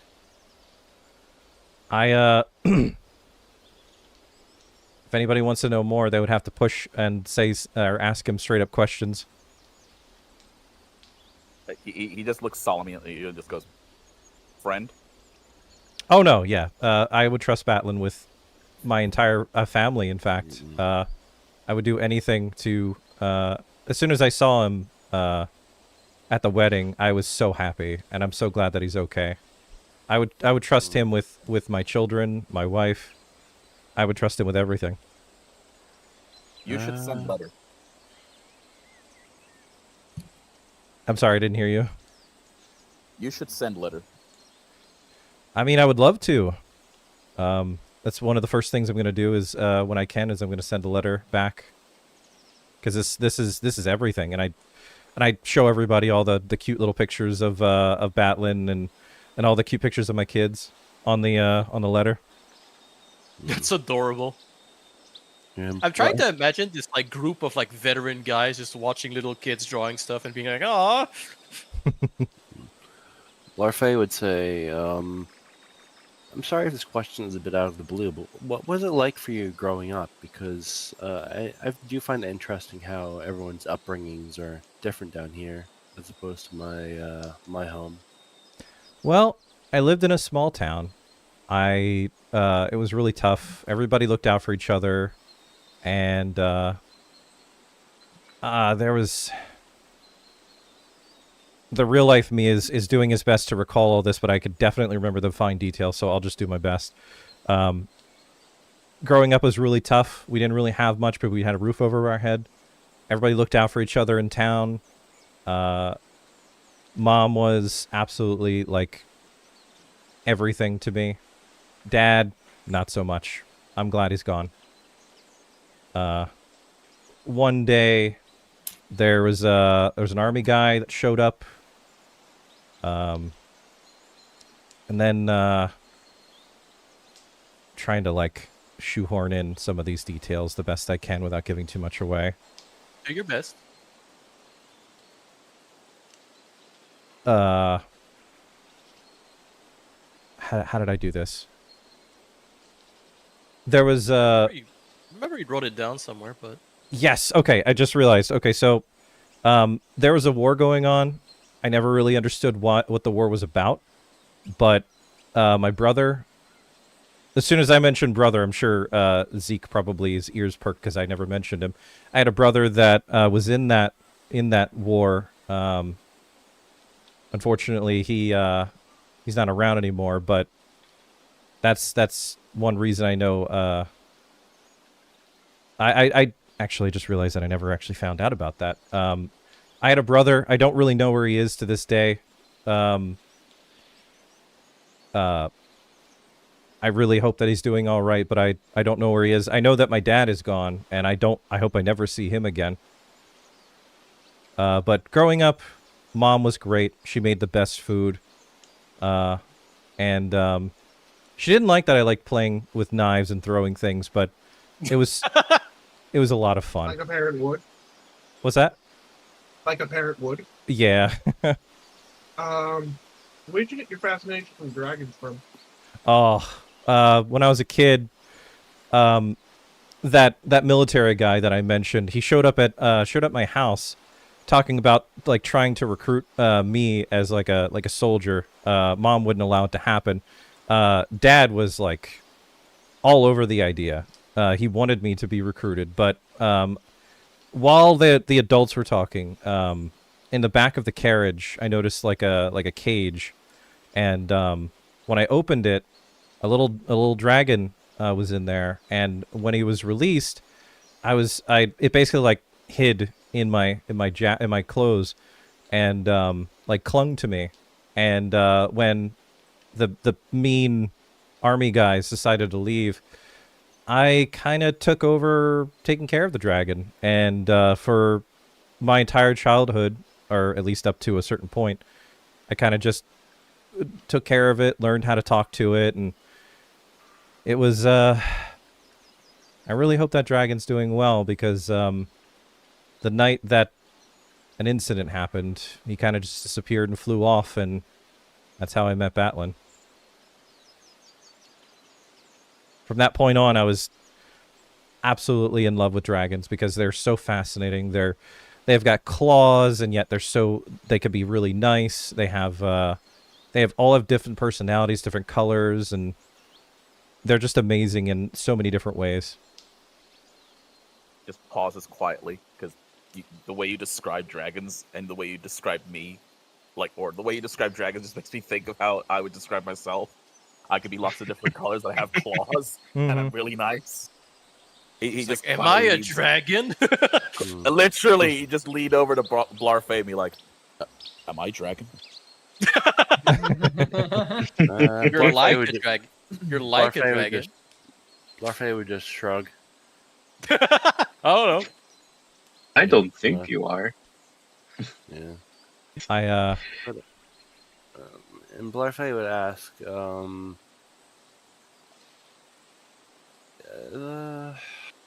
I mean, that's very fascinating. It's I wouldn't expect such a creature to actually cling to you for help, but I guess many people do very interesting things when they're young and naive. Is there anything that you would like to know about me or my upbringing? Because I am a jackal. There aren't many of us. Yeah, because I think nobody here ever saw Jackal before you guys turned up, so we're like, actually. I've only heard Zeke about would them be like, myself. yeah, what do you guys eat? That wiggly thing was something else. I like this first question. Is like, yeah, what about food? That's pretty in character for Zeke, honestly. Yeah. Jackals observe the world without interacting with by our nature. So we observe different cultures, observe different races, and we blend. We watch what they make through our scrying, and we kind of blend together our cultures and their cultures, and we basically make food based off of what we see them make, and it's a kind of a mix of things from all over, from the feline isles of Alar to Aurea to Alamance to everywhere else, and we just try to sample the world and sample everything. To be honest, this lends itself to very small portions, very small amounts, but very high quality food and very diverse food for the jackals. Actually, why I haven't had that yet. Sorry, your mic's really muted. Oh, I said that's why I haven't had that dish yet. Yeah. Yes. Us jackals have invented some of our own unique dishes, but most of the dishes we create are blended from other cultures below. Yes, I love my deep fried pasta and and my custard with fish sticks. Is it like, oh my god, you're a time lord. I actually don't know if that would even be lore accurate. Actually, Zeke like hung up on something you said. He's like, below. What do you mean the world below? Oh, did I never tell any of you? I mean, I did fall from the sky into a lake to actually introduce myself to you two. I come from I don't really keep it a secret because I am supposed to keep this a secret for the safety of my family. But I do come from a land above the clouds. You know, I never figured it was literally above the clouds. No, yes, my family, my entire clan actually lives on a floating island. So I'd prefer you to keep that to yourself. You ever see dragons up there? Ooh, the real questions. Occasionally. Floating islands. How do you get back? Blarfey We looks a bit jump really high. Blarfey looks visibly uncomfortable at that. He kind of plays with his hands a bit, Fidget. and he fidgets, and he says, "I honestly, when I jumped from the island, when I went to the land below to explore the world below me and to experience everything there was to experience, I hadn't actually really thought of how I'd get back home." He's gonna look over at Zeke. Slingshot. Zeke looks over at Anise, nods like, yeah. Really big And slingshot. I have a magic item that allows you to fly. I say that's more convenient than a slingshot. Right. But yeah, to be honest, I'd prefer not to think about it until I've satisfied my curiosity for the world below until my journey's over, because if I were to get homesick, I would be risking losing everything that I've gotten here and losing everything that I've, I guess, experienced. Now you're really piquing Zeke's curiosity. He's like, what do you mean by that? Home is a familiar comfort, and honestly, it is a bit of a paradise to anyone else. But it was a jail cell for me, and I don't wish to go back to that jail cell.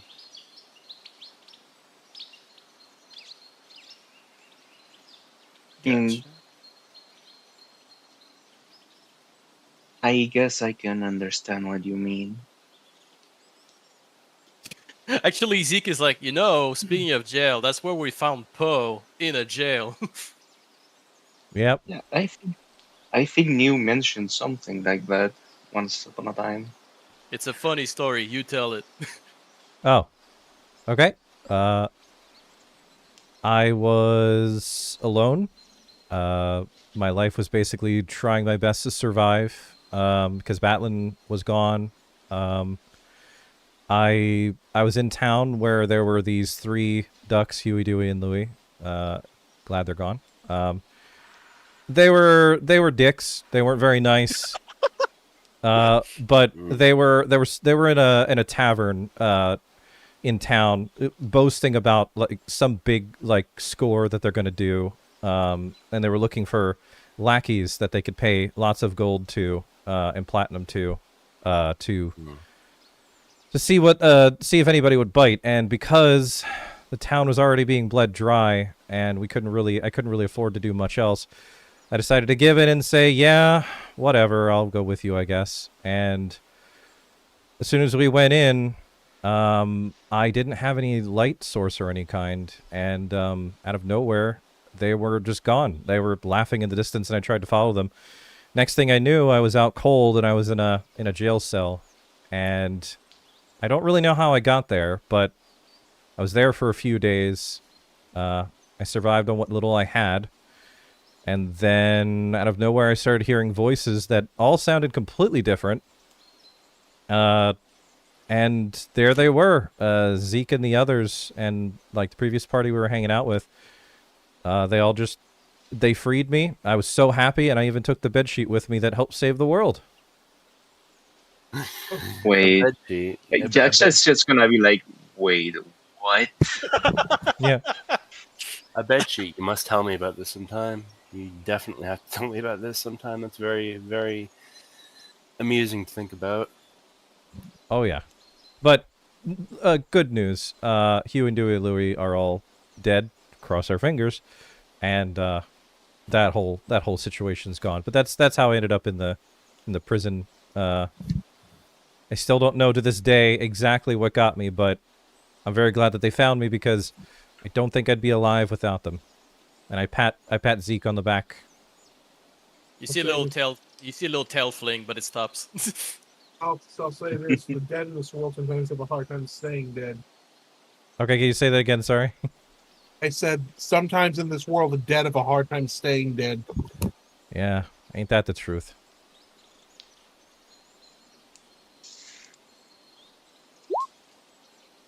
Blarfay, do you have crayons? I'm not sure. Let me check. This ship has No, but I do have a set of paintbrushes and paint. Grabby hands. Yeah, Blarfay would. I'm not sure if you can do anything with these right now because I'm not sure if you need to roll for stuff, but Blarfay would give his a canvas and a set of colors. Oh, we don't know. We don't need that where we're going. Okay. So I'll He just starts painting the table. He's listening, but he just painted the table. He's fidgeting. Oh, and okay. Don't worry, Javard, I've been typing out info so that way you actually know information about like that since you said that you were talking with me for a while. Just bullet points. So other people have time in the spotlight. I'll look at Yaksa and say, so do you like, I don't know anything about magic, but do you like talk to your god ward person and do they talk back, or like do they have ward friends? Yes, my patron does on occasion just pop into my head as if we're and just talk. Usually to give me some kind of assignment or say something cryptid and is not expecting me to figure out. Do you have to like sign up for something like that, or do you like to? Did it just start happening, or because I don't know anything about this stuff? There is a contract with a patron. not all patrons are the same. You should very carefully consider if you really want to make that contract. Why did you make a contract to have a guy talk in your head for a while?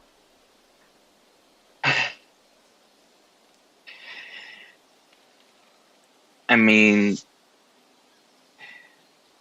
I was kinda in a position where I couldn't refuse the contract. Hmm. Is there something like in the contract that you're supposed to do, what you're not supposed to do? There, for the most part, he just pops in, asks me to do something in a really cryptic way, and then lets me on my way. What kinds of things? He was really interested about the Delph, for example. He Hmm. wanted me to investigate, and since I was already going there, that's the well, that wasn't an issue. But there's been other times where he's asked me to do some stuff I'd rather not think about. Like holding hands or kissing.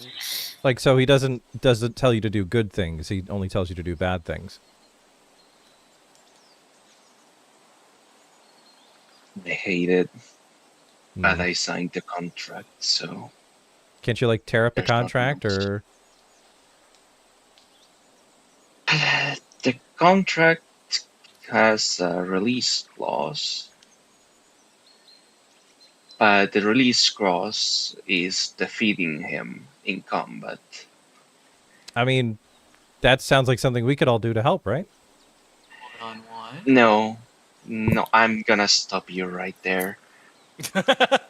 Last party that tried to tell me and help me that ended up dead.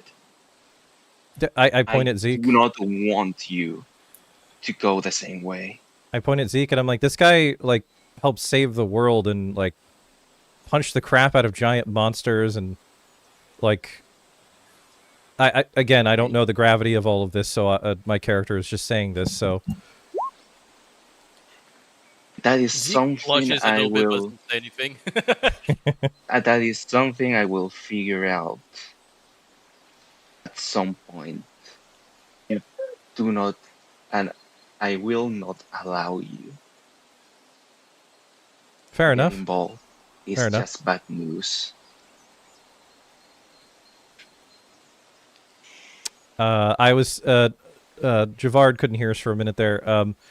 I was saying, can't you just, like... he said that he has to fight them, like... But Tumei's character believes that we cannot beat beat them at all, even... And I was like, Zeke is, like, really powerful. They help save the world. But unfortunately, Yaxa says that it's just not possible. I'll just... Probably, if Matthias shows up and says, no, let's amend some of what you just said, it's, like, completely fine, because...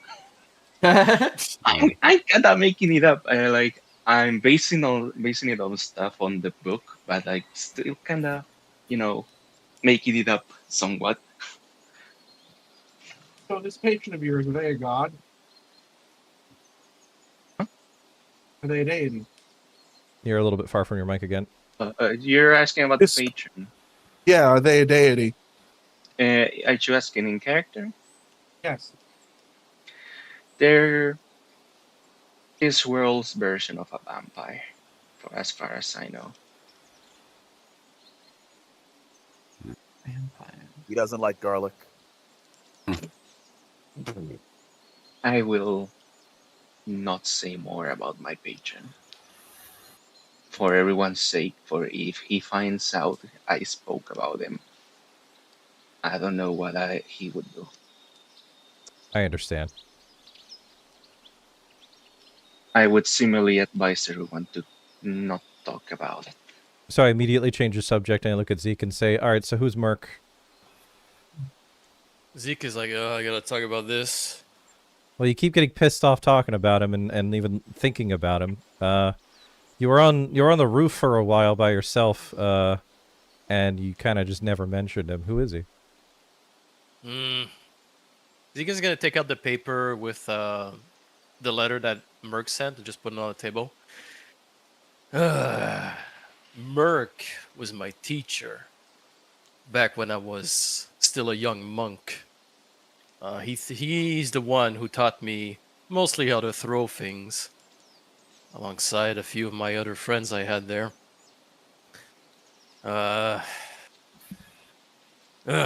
Zeke just seems angry talking about him and takes a break to not get pissed off. Okay, then I'm going to clear my throat and say, all right, I'm going to change the subject again.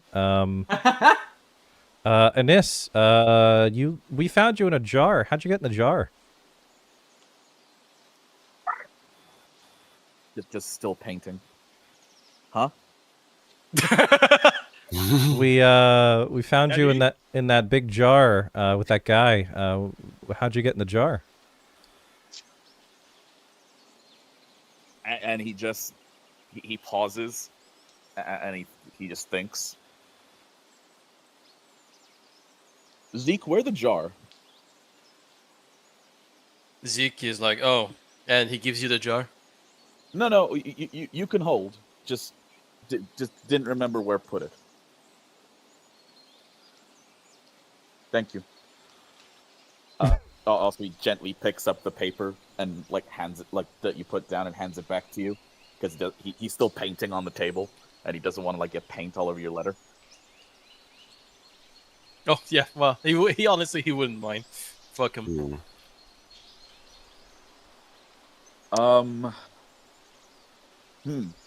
How get jar? And like you just sort of see the expression on his face go a bit vacant. I don't know. Anis doesn't know a lot of things. Anis likes painting and cooking and likes his friends. But likes like the birds and the things that are not birds. Likes the outside. But can't remember why. A forest? Yeah, a forest. Strange, like trees that are like not tree color. Like trees pink and blue and weird color, and animals that are funny. Sometimes they talk to you. I remember that. But I don't know why. Sometimes when sleeping in the jar, I remember. But I don't know why I remember. Or why I was there and then I wasn't there. But sometimes look at hands and see them different. Like hands were not always like this. But maybe one day I'll see the forest again. But I think now is better. Because now I'm with friends. Aww. Again, you'll see Zeke's little tail do a little fling, and then Zeke's like, "Ooh, don't show emotions." Yeah, Blarfay would give Anissa a little bit of a hug. It goes right through him. Just a gentle hug, you know. Too gooey. Yeah. Poe will say, I'm glad that you're out of the jar and not have to go back in there. Oh no, jar comfy. Jar comfy. You should try. Let me rephrase. You should try it. Get in there. Let me rephrase. I'm glad you're not forced to stay in the jar, that you're able to go in and out of it all on your own. Oh, yes. That good. Like, you know, bed comfy too. but not good to be in bed all the time. I imagine your gelatinous form would make it difficult to find fabric comfortable. Oh, you mean cloth, clothes, clothes.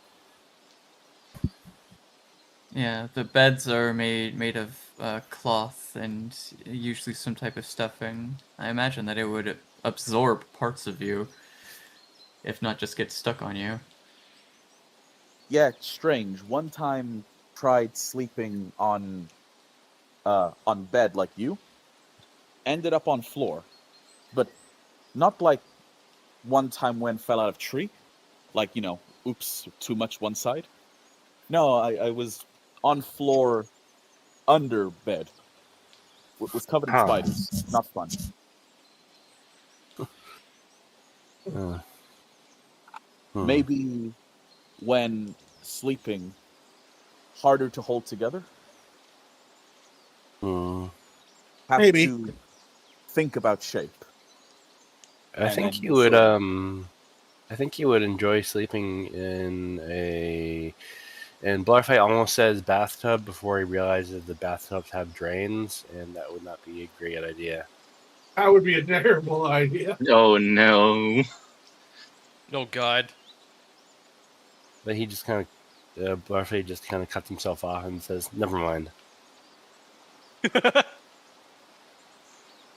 he starts like with his hand while he's not painting. He starts looking at his other hand and changing it into different shapes. Shape hard to find sometimes. Good to know that can be different.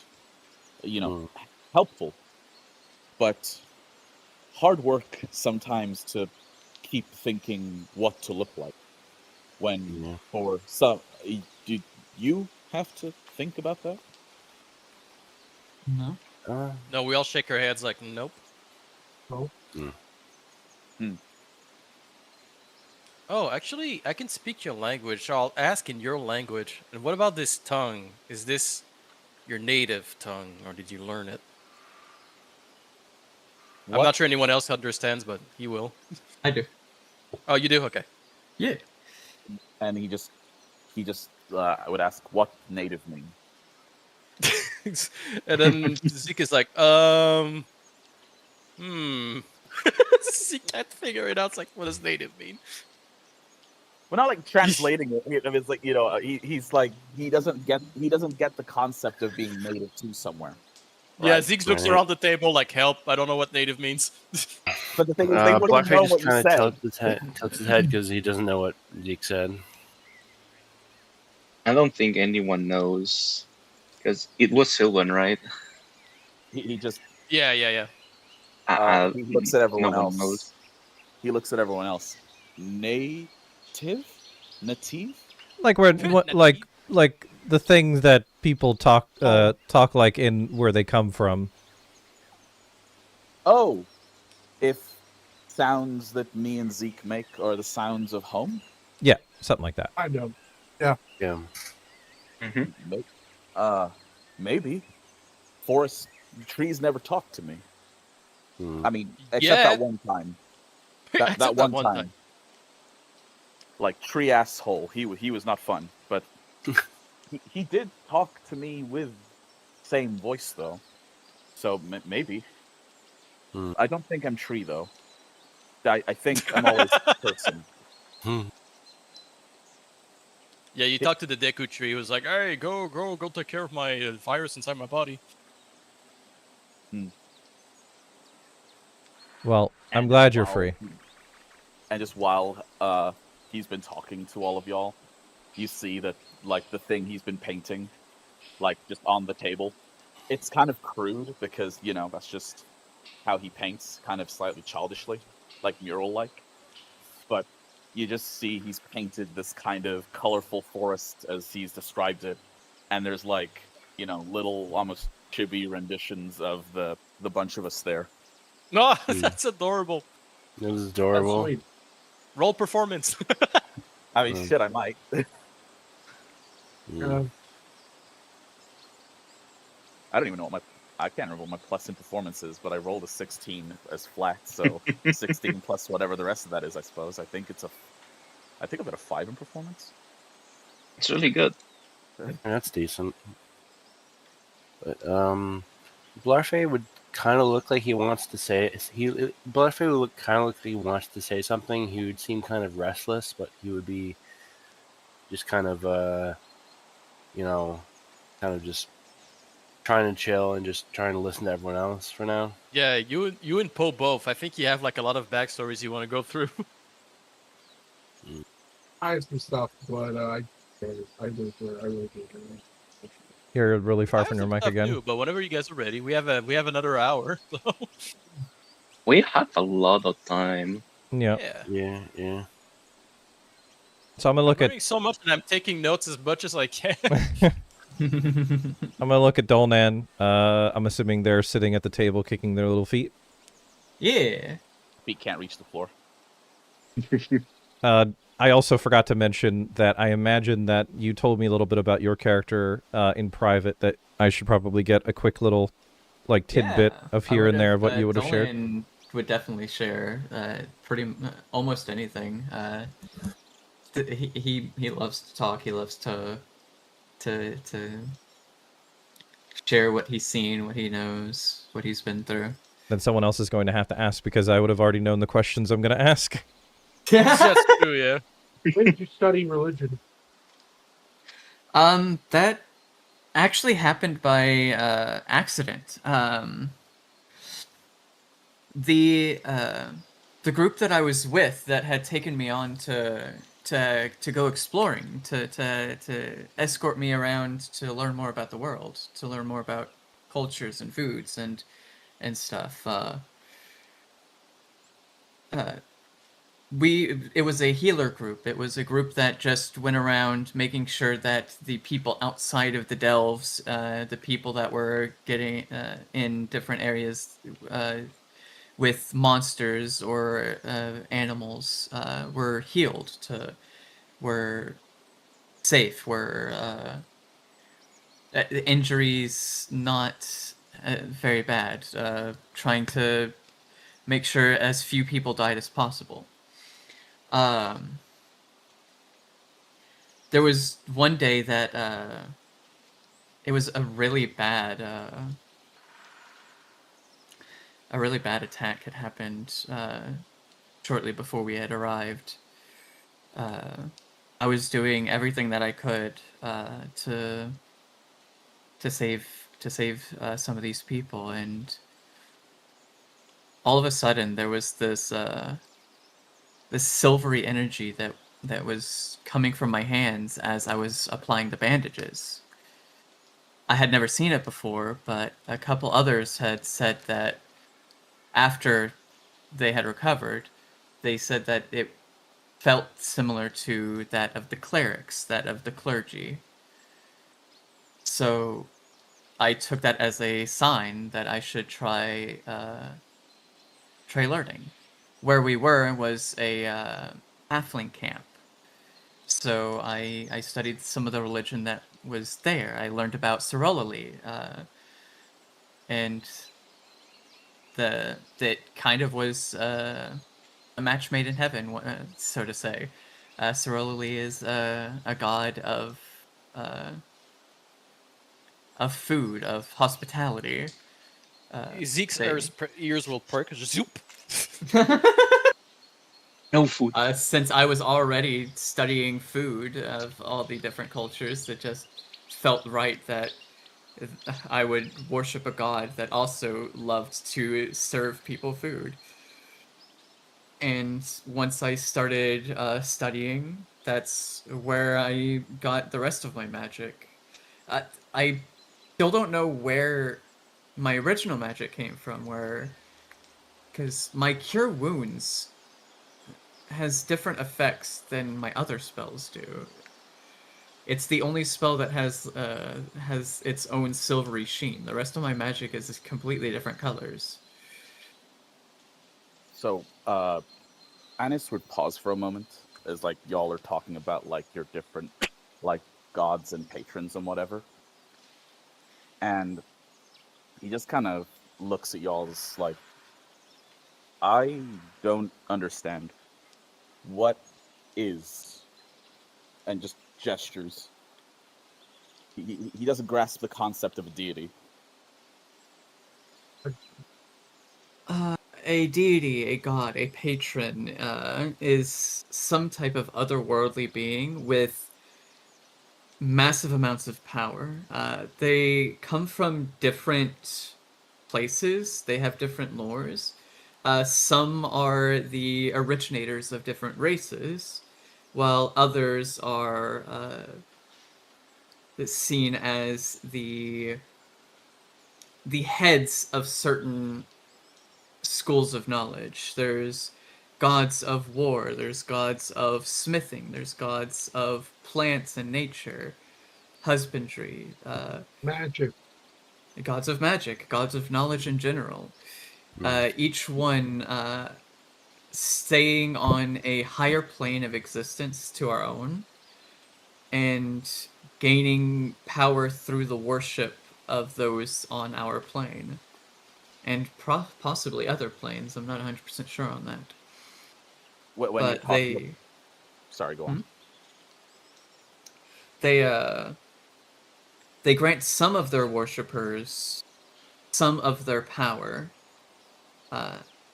It seems not too unlike Yaxa's patron, where a powerful being grants someone else their power, some of their power to use.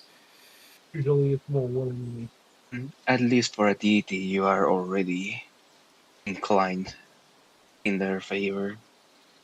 Yeah, we So- don't normally have to sign contracts to get our powers. We're just granted it as a champion of their faith. Yeah, it's usually more willing. So, Yeah.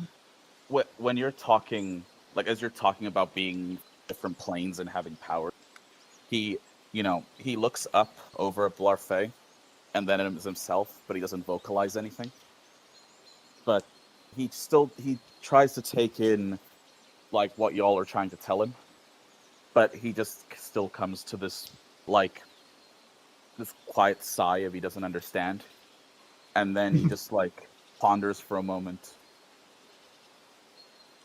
You get power from believing in thing, yeah?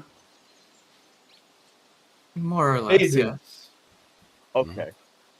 So I'm not sure, but I get power from believing that I can do, but sometimes more power comes from I must for you and friends, and because if can't, it hurt inside. Maybe own strength comes from love, but I'm not sure if love is the same thing. I mean, I'll bottom kind of agree with you. Could be. Not sure if same, but I believe in doing things because they feel good and to make friends and others happy. And think that's enough for me, if that's okay. It's okay. I only study religion. I don't actively use the powers that come from it. That My is a powers, good my place to get your power from, though. yeah. Is that at me? Yes. There's there are people that get their power from similar things, not love specifically, not out of, Oh, that was but Oh. there are people that get their power from set devotions that they give themselves. they can get their power from the protection Welcome of back. others. They can get their power from trying to redeem others. I believe the local term would be paladins.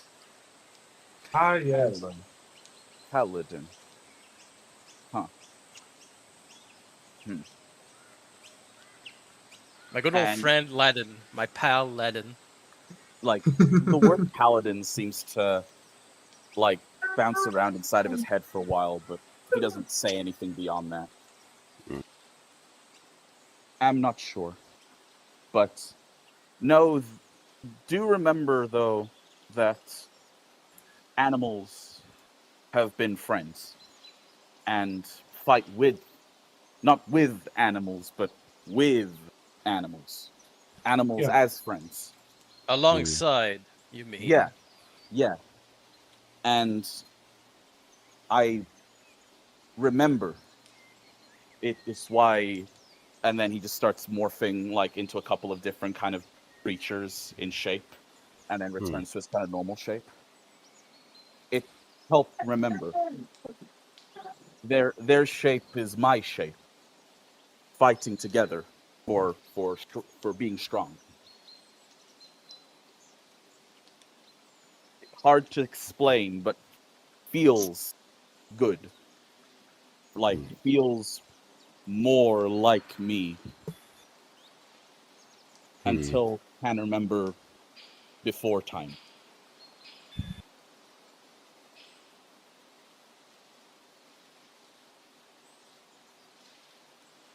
He realizes he's been yapping for a bit. And just, like, Oh no, I've been yapping. Oh, no. I mean, he's not typically talkative, right? So he's been aware of, sorry if talked too much about me. Gurgle, You're gurgle, fine. bubble, bubble. You're perfectly fine. I don't mind. I don't mind you talking, Anise. It's nice. You're fine. Not used to. Before friends, no one asks Anise anything. Just tell Anise do things. Anise not even have name before. So it's different. It's different. When everyone else is done, I have some info to correct because I got quite a few things wrong that I didn't realize until I read Batlin's backstory, so I'll save mine for the end. I'm pretty good. I think I've cooked, so. Yeah, there's one thing I want to say. I'm just waiting for the right question, though. Oh, aren't we all? 42. No one's asking No, Bowman more questions. No one's asking really anyone else more questions at the moment. So. Yeah. Dalnan, what favorite food?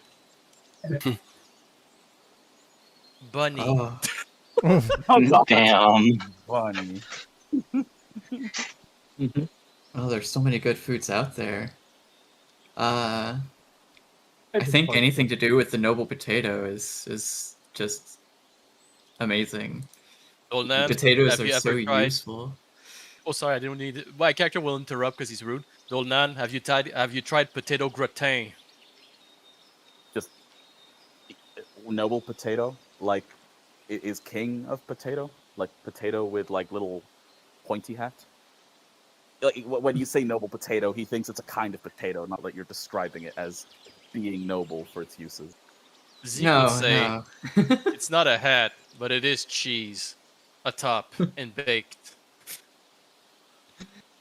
You see a bit of drool down Zeke's mouth, like potato gratin. Yes, I have had potato gratin, and no, it's not a king potato. Did And not hold know. on, our Did not friendship know Potatoes, levels. uh, Hold on. Our friendship levels just went up by 5. I'll note it down.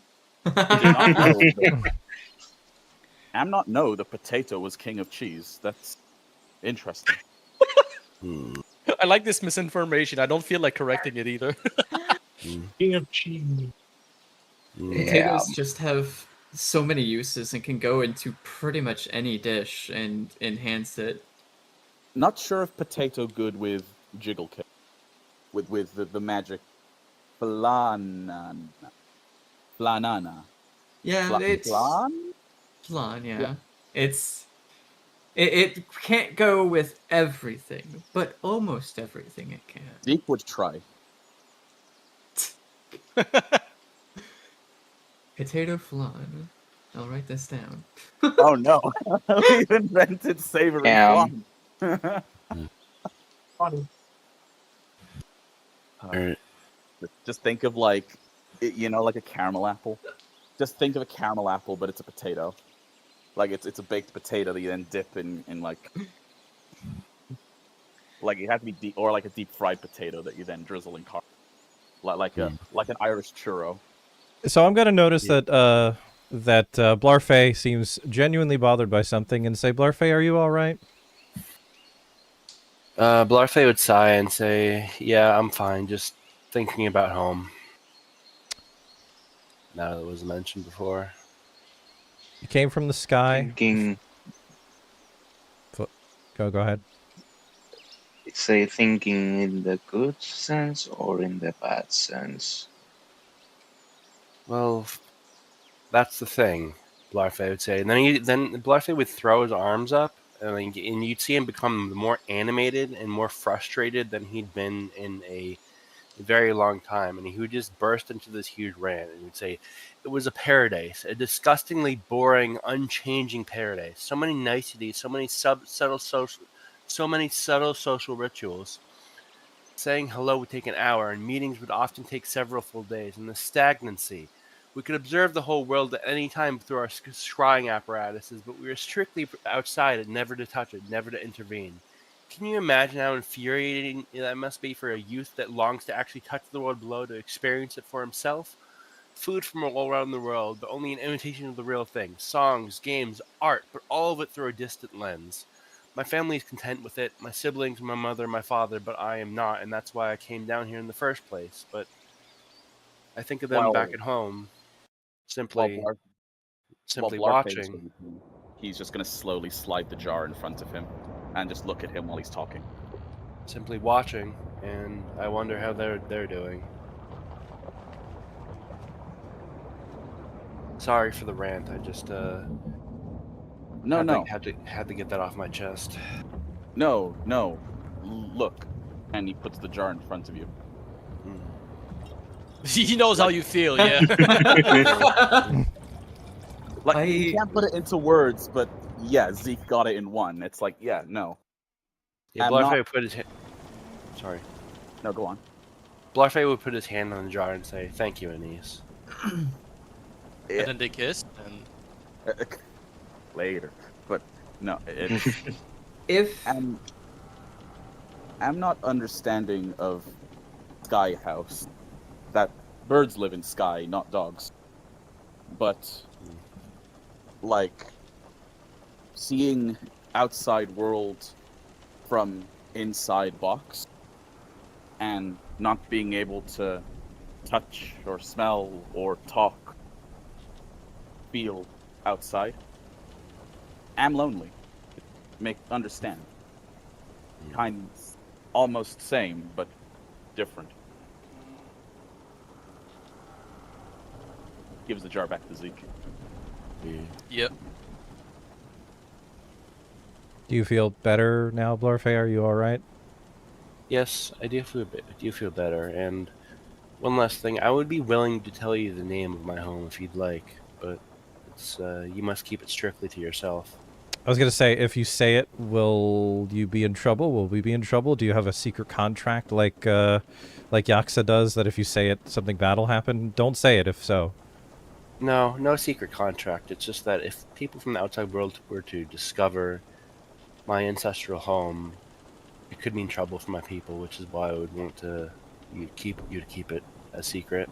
I do want to say that if Matthias were here, they would be doing a secret roll to see if anyone nearby was able to hear. That'd be funny. All the maids in the cafe just like, Well, we're on the boat. We're on the boat right now. Yeah, we're on the boat. Yeah, we're on the boat. I know, but it's funny to think though. Yeah. Like if there was anybody on the ship that could possibly hear this. By the way, I changed the ambience to ship because I forgot that we're on a ship now. So if you want to say it, we won't tell anybody, right, guys? I mean, space safe, but am not just us. Dungeon with- Master, not here. No, not what I meant. I am with like crew Not what I'm friends. called. Am with Right. crew friends. May not want to make Blarfey say in front of more than us. Blarfey nods and say, I won't say its true name for now then, but you can merely call it the Cloud Palace. I mean, sounds cool. If Thanks for I'm the info. Yeah, if I'm able to ride on a dragon's back again, I absolutely want to go visit. Is it something that I could just go to? I am... Unfortunately, I don't believe so. Hmm. I do not know exactly the wards that are in place, but I do know that my people keep themselves well protected.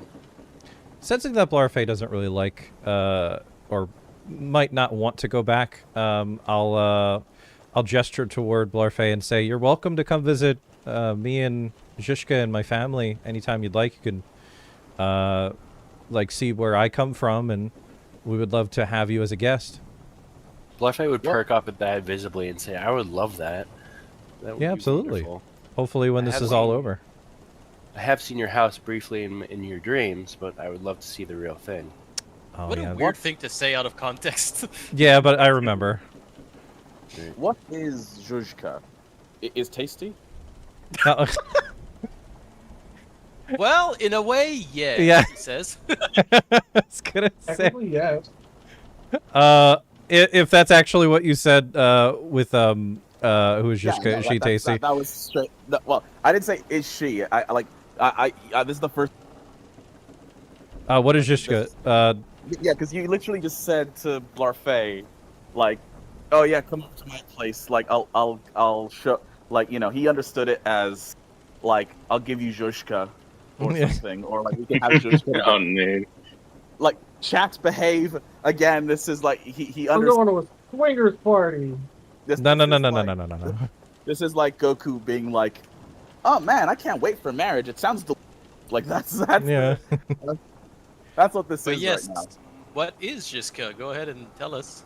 What is Zhuzhka tasty? I can't answer that, but I will say that Zhishka is my wonderful wife. She's a Naga. She's big snake lady. She's the love of my life. She's everything I've ever wanted.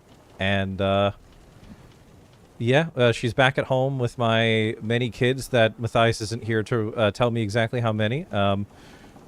So, they're back at home with our kids and Batlin. And, Just see him look at you, think of a giant snake, and then you just see him trying to do like almost like math on his fingers, trying to work something out. don't worry about the logistics of little bunny being wedded to a gigantic snake lady. We love each other. That's all that matters. Maybe good not to eat wife. Don't play with your food. I mean, I could. Oh, I, they played around. stop that. And then he just looks at Blarfey. Do not eat the snake wife. Well, Blarfey would have Blarfey would just kind of blink at that. what do you mean? Hold on. I was just about to go into the very tiny story of how me and Zhishka met. Oh yeah. If you give me more time, this is Celine talking. If you give me more time with you, Bun, you Poe, maybe one day I'll show you one of Albod's special ceremonies. A special ceremony. That sounds cool. Yeah, you'll love it.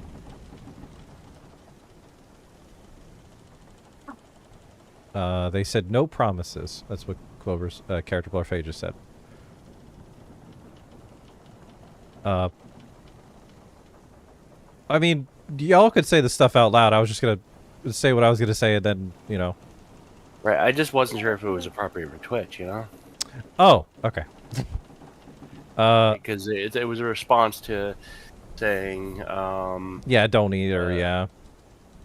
I mean, again, like, Anis is like takes that very literally. Like he misunderstood initially. Oh yeah, come over. We'll eat Jacques, and like not understanding that he meant you can have food with Jacques, your wife, as a family. And then you explain to him, oh, this is my Jacques is actually my wife.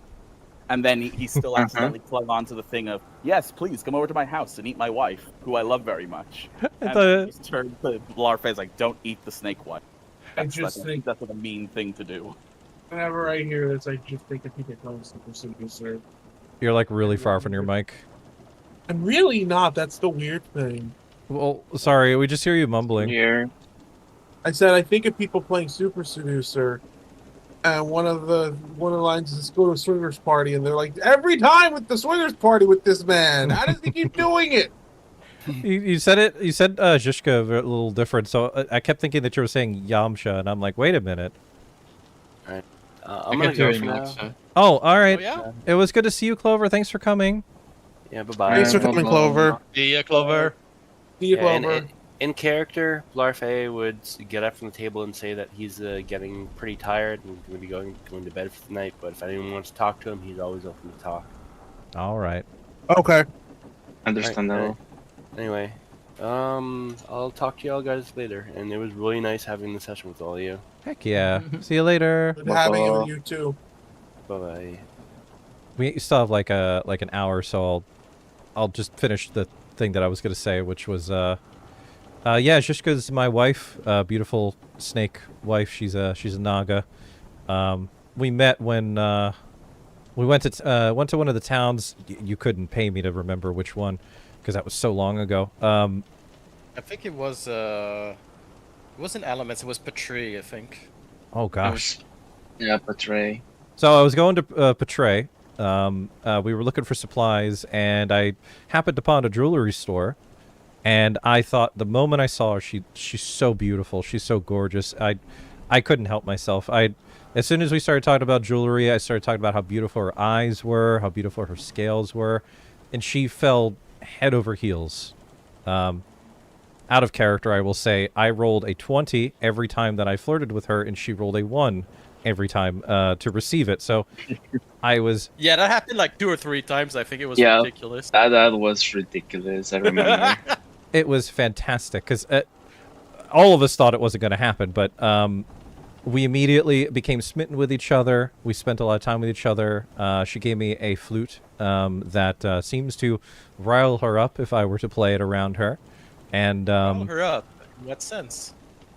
are you actually asking? Yeah. Let's just say her face gets all red. Her tongue flicks out a lot, and she starts shaking a little bit. And if I were to play it for more than a few seconds, I am no longer in the room I was just in. I am now in a private room with her.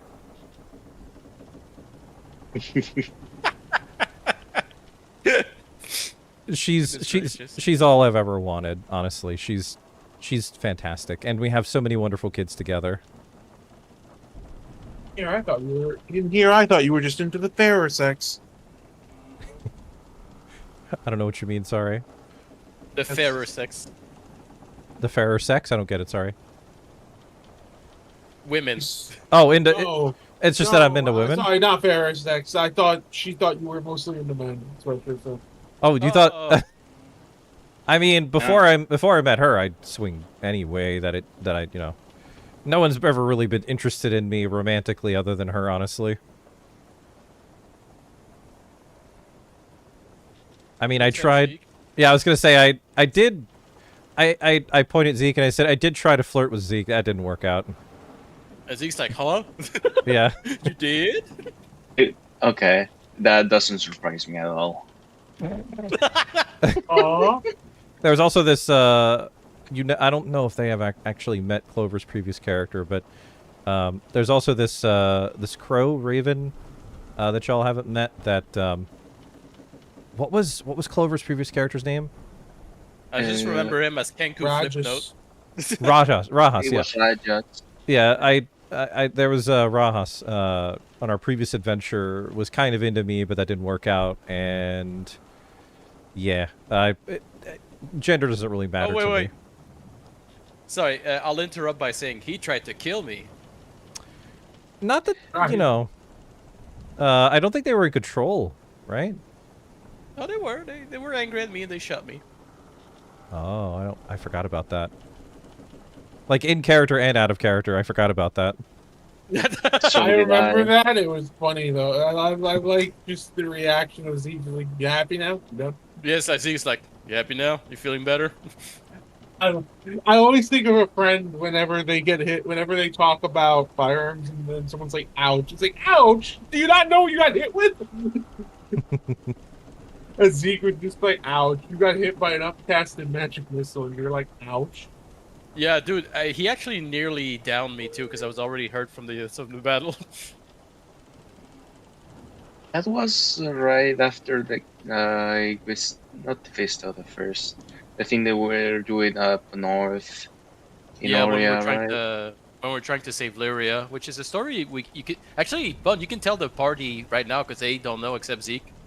Rajas, Clover in chat says, Rajas hit Zeke with an uncasted magic missile after believing he was the cause of Lyra's disappearance. Yeah. And Lou, what did you ask me? Sorry? You can actually tell the story to the party and the chat because, you know. About how he saved the world? Well, about the Rajas and stuff, and yeah, because why not, right? It's a good opportunity to talk about the previous campaign. Absolutely. I'm just a little fuzzy on some of the details. Go to the bathroom. I'll be right back. Okay, I'm a little fuzzy on the details, but I'll do my best. We had a friend named Rajas. I don't think we learned what happened to Rajas, did we? Like after the campaign ended?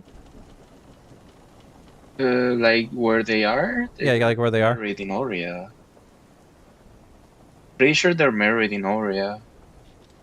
Yeah, we had a Clover friend. can tell us if they're still in chat. We had a friend named Rajas. They were a very interesting person. They were really nice, and when I think it was when they were really upset, they transformed into a big beast, and it's quite the experience. Oh. Sorry, a lot of the previous campaign, that was like 2024 and 2023. It was a while ago. It was. So I would have to go into that later when I have all the notes and stuff, and Matthias can interrupt and say what I got wrong. Pretty sure Clover recorded every session we had. Yep. They could probably just send us the thing if they haven't already. But yeah, we saved the world. The bedsheet thing was quite interesting too. We were fighting this giant magician guy at a big staff. Bun wouldn't know what the name of the monster was, but he was a big guy, and I put the bedsheet over his head. It blinded him, and we beat the crap out of him. It was great.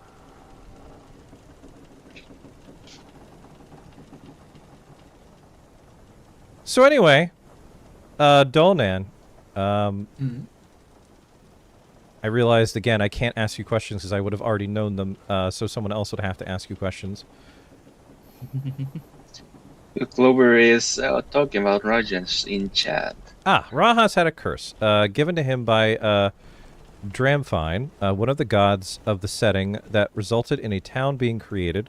The curse locked him into a monstrous form whenever he lost control of his mental state, and it may be the only thing keeping him alive due to Kenkus's short lifespan. Okay, there you go. I remember that. Yep, I just wasn't involved in it as Celine, so I can't say anything. Hello, bestie. Welcome in. Okay, so I'm gonna pretend that I'm one of the other characters asking Dolnan something. Dolnan, so what made you want to join us for this adventure? Oh yeah, that was. I never thought about that.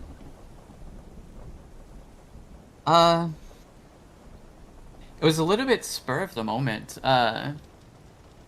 In reality, I was surprised that I was invited to go to the wedding in general. I didn't know that I had become that well known. But being in the presence of a well-known delving crew, I definitely wanted to know what y'all were up to whenever y'all started heading out to gather information. I saw that. I saw the same thing y'all saw. The guy just appear out of nowhere, threaten everyone, threaten the world, and I just followed the group of people that was trying to do something about it. I just have for many years I've had a sense of, I guess it would be a hero complex at this point, of trying to make sure that I could protect as many people as I can. Making people safe is not complex. Actually simple. Depending on what's going on, it could be quite complex. Again, this is him completely like being not understanding, like what's being said sometimes. The goo brain takes over. What some people are going through, what some people have attacking them, what wounds some people might be suffering. They just require certain things that could be more complex than others. Saving people can sometimes be easy, and sometimes his eyes just glaze over for a little bit. Sometimes it's a lot harder to do. Bun is going to change the subject a little bit to try and help make you feel better by saying, have you ever healed a dragon? I don't think I've ever met a dragon. I've never met... I think our companion here on this boat is the first... is the closest to any dragon that I've ever come across, as far as I'm aware. He just puts his hand on the mouse's like head. You do your best. That's important bit. I have to really take care of the dogs. One of them's acting up really badly, and also something's triggering a bad mood from my end from a friend of mine. So I'll probably get that off for now. Yeah. Oh, it was good to see you, Fleur. Yes. Yeah. See you later, Fleur. Thanks for coming in. You're welcome. Thank you. I'm going to really quickly check my inventory to see if I have something I want to say.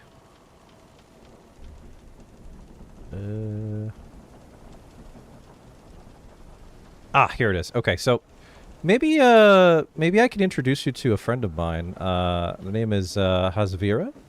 They're very big, friendly dragon. Well, friendly is a strong word. They're more of a good buddy. Mm-hmm. For anyone who doesn't know, that's the big dragon that helped us in the final battle, and they tolerate me.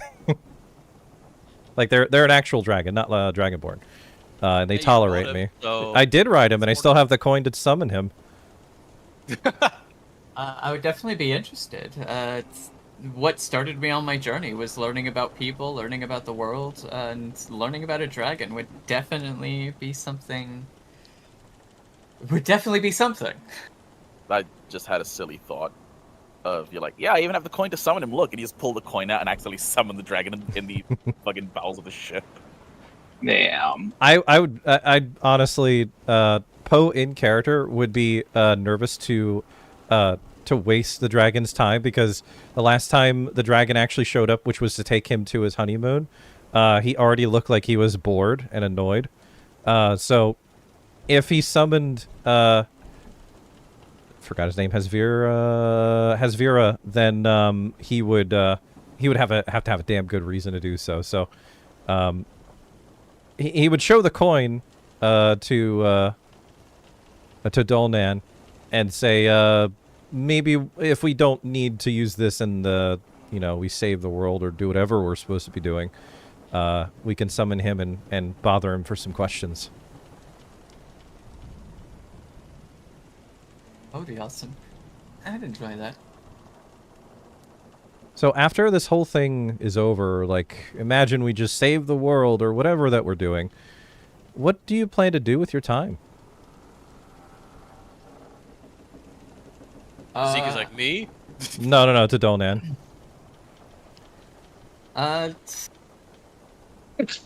Assuming that this cult of the dragon is not the reason for the delves, assuming that the delves still happen, I would continue going, either continue adventuring with y'all if y'all are still going to stay together, or I would try to go back to the Sapphire Palace back in Ornaria, and I would continue going around healing people. It's become a little bit of a passion of mine is healing, other than cooking, obviously.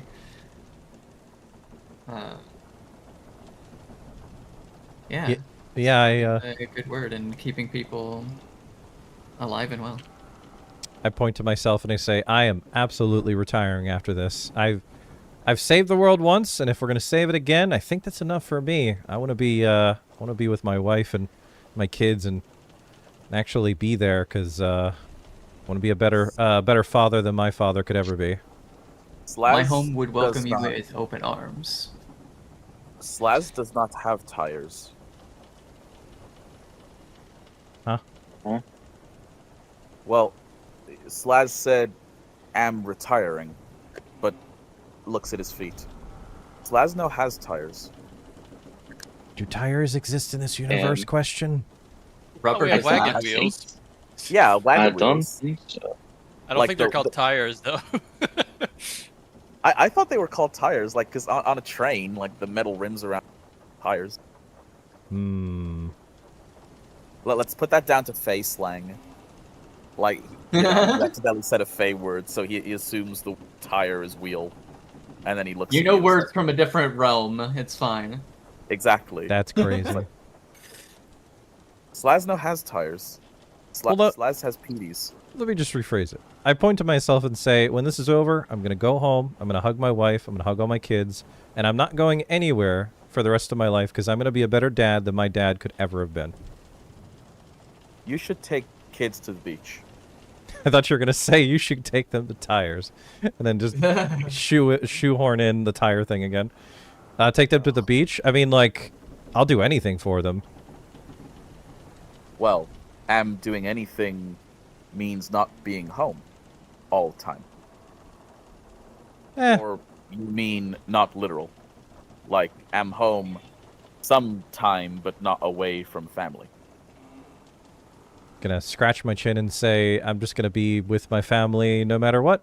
And I'm gonna be with Zhushka for the rest of my life, and I'm just gonna not leave home, leave my hometown or leave my family. To answer your question, I'm not gonna leave my family, like, period, after this whole thing's over. Good plan. Oh, bye to me. Oh. Like I said, the Sapphire Palace is would easily welcome a hero of great standing with open arms, and definitely a good friend to me. We would happily show you around and give you many a feast. Sapphire Palace, that sounds so cool. I'm just, Bun is imagining a castle that's completely blue and it's shining in the moonlight. Careful, you're talking about feasts in front of Zeke. I mean, Zeke, where are you gonna go after this whole thing's over? Oof. Not sure. I still have things that I've not resolved in my life. Maybe I'll have to try and walk the world again and see what I can do. I feel like nowadays being part of a Bronzeblade Alliance is such a huge part of what I do, but we'll see. You're welcome. I still have some I still have some unfinished business. You're welcome to stay with me and Jishka as long as you like. I mean, you're like their uncle. Oh, they need their uncle to teach them to be strong. You're not gonna do it. I poke you. I was gonna say, wait, hold on now. Amicably. Hey, Facetious. if they need to learn how to be strong, and I can't do it, Zhishka is more than strong for the both of us. Zeke approves. Like, oh yeah, I know that. With how well you taught the, how well and quickly you taught the maids, you could open up your own dojo. Huh. He just chuckles, of like, huh, maids beat Zeke, but maids did not beat Anis. He look at you and be like, I'm not interested in opening my own school of fighting. You could go back to making glass figurines, or see if anybody took up the title of wherever you got that champion's belt thing, and there's so many things that you could do. I'll have to go through me first, so not yet. What about you, Anis? You were stuck in a jar most of your life. What happens after this is over? Do you go out and do other stuff, or...? And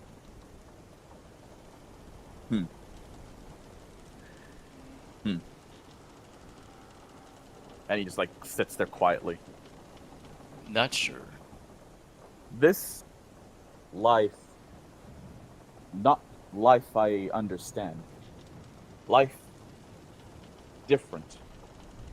I'm not sure if always like this or if life before and now. So, not understand what living is. Life now starts with, and you, this gestures to all of you. Understanding life, the birds, and happy friends, and painting, and food. Maybe life now, I'm enjoying. Life good. So, want to keep doing life thing. But wherever that be, hope maybe doing with friends. So you'll be... New friends? I'm seeing new things. Not sure if found home yet, but maybe one day. I imagine that Blurfey would let you tag along with them. They definitely seem like they're wanting to see much more of the world, and if you're wanting to learn more about this life, I feel no better way to do it than to see what the world has to offer.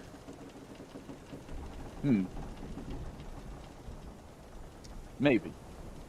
Maybe you could even fall in love.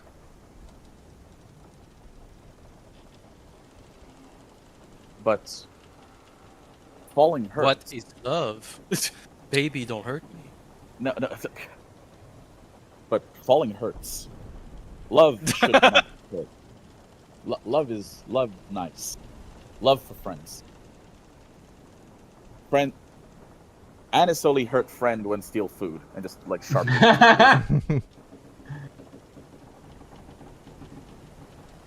No comment.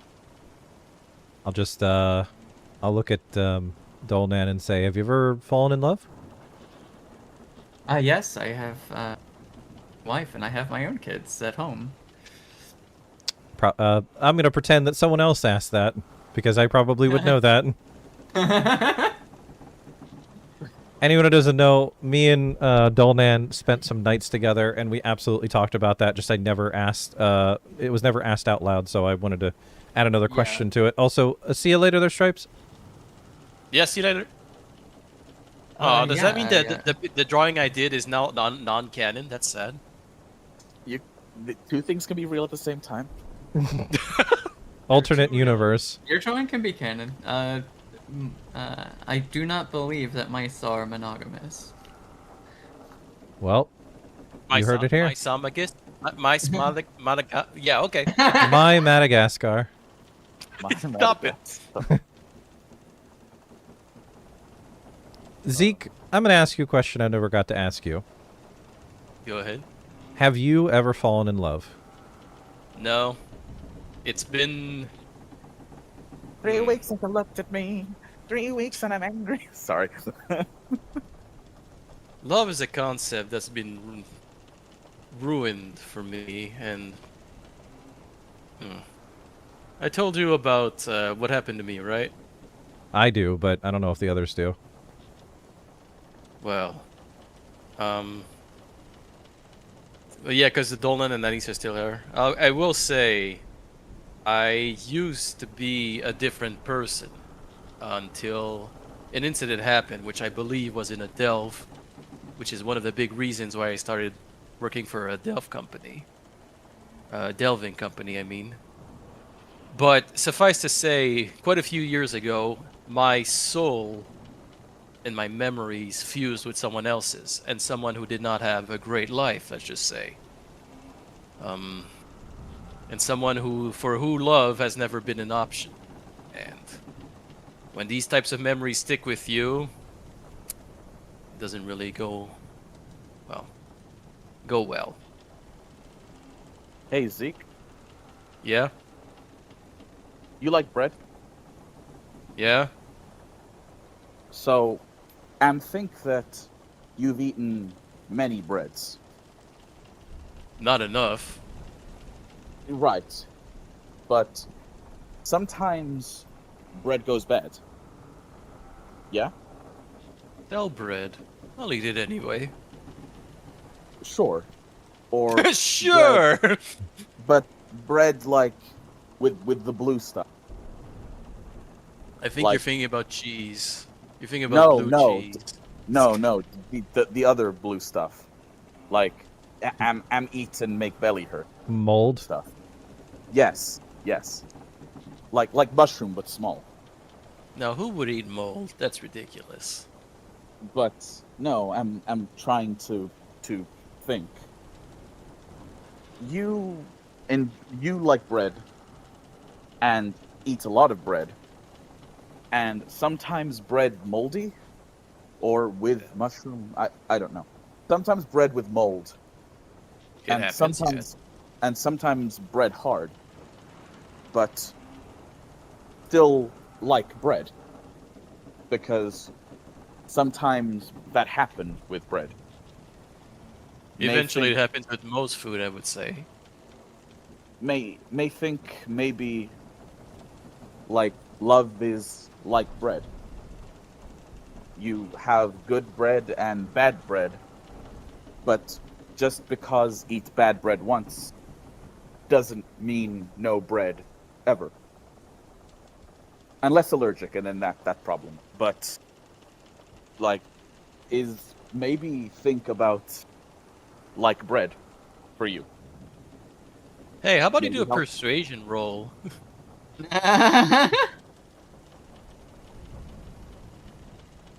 Holy I already fuck. have my own number in mind that you need to beat, so go on ahead. Holy fuck. I have apparently unlocked Zeke's memory. Fucking rolled a 20 with whatever Oh, my plus Jesus. persuasion is. Well done. Well, Zeke is gonna look at you and think about it and say like, well, maybe. Just the simpleton wisdom strikes again. Of Did like, you- It works, dude. Did Zeke look in any particular direction when he said that? No, he was kind of just looking off, honestly. just more pondering, seeing bread on the counter. Well, Zeke, I've known you for a long time now, and I really hope that you do find whatever it is you're looking for, because you really do deserve it. Oh, I Find your appreciate favorite it. bread. I'm I like appreciate Find your favorite, but Zeke is gonna look very pleased and say like, "Thank you, Poe. I appreciate it." You were dealt a really terrible hand in life, and I hope that when this is over, you can finally actually do what you want to do and not what everything else is telling you you have to do. he pauses for a moment. Oh, and remember, he goes into his bag and pulls out the large jar that he. Am saved this. Been keeping safe in jar. Not jar I sleep in. I'm not gonna taste like soup. Soup tastes like me. This jar clean. Well, okay. Anise jar also clean. Am understand what's saying. New jar, not home, but has soup. I'm saving for not emergency, but in case food need. When get there. Checks like the jar itself and gives it a bit of a shake. And think good for another 2 days.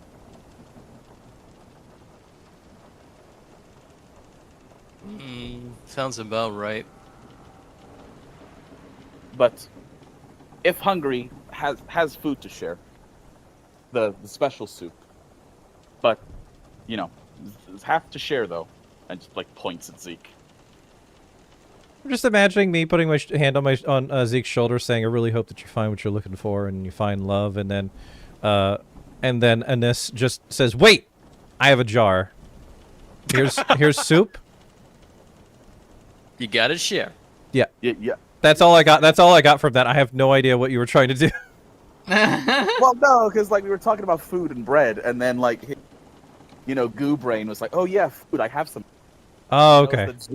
Like he knows that Zeke loves food and it cheers him up, so he's like, "Hey, if you need this, if it'll make you feel better." Like that's how he's trying to. Again, he doesn't understand like fully nuanced, but he always means well. He understands like Zeke loves food, really enjoyed soup, and he thought that he's feeling kind of down. Maybe this will cheer him up. Yeah. Good instincts. Exactly. He's doing it with love. Like, you're boring me. Here, have soup instead. Put this in your hole. With peace and love. With peace and love, accept this soup. Exactly. Look, when I put it that way, it doesn't sound so stupid. So.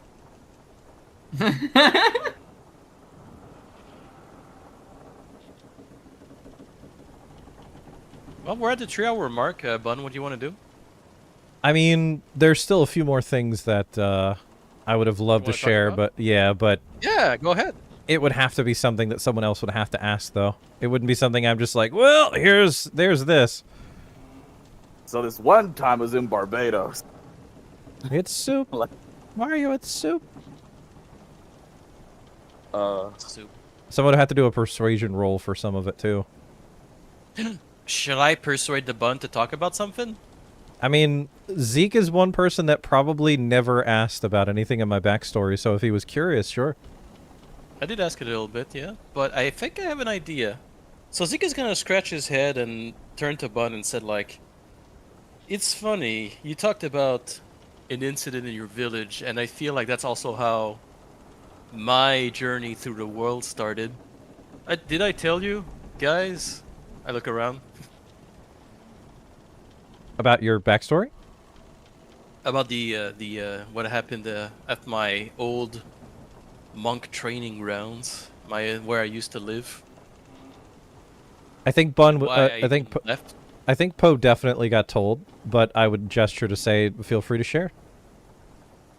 At a young age, when I was forced, in quotation, to leave. Well, the quotation marks exist in the Beast World, probably. There was it was a night where we were in the village. Sometimes we would go down to the village either to buy supplies for festivals, and it was the day where there was this rumbling, and half of our monastery fell off the side of the mountain.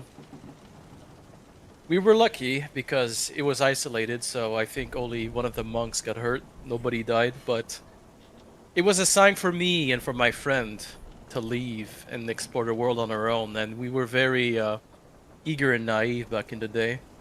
But I imagine it might have been something the same for you, Poe, right? Not exactly. What happened? Just for funsies, I'm gonna have you do a persuasion roll to see if you can convince me to say something like that. My persuasion is really shit, so let's give it a shot. 8! Yay!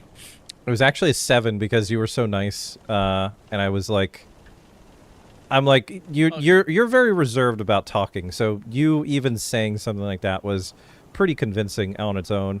So mine was either a 6 or a 7. Okay, phew, it was a low, thank goodness. Probably should have typed it out just so... Okay. No, I believe it's fine. So how would you try to convince me to, like, say it? It'd be like... So I see you're hesitating, don't really want to talk about it. I'm like... Maybe... I've been keeping things to myself a bit too much.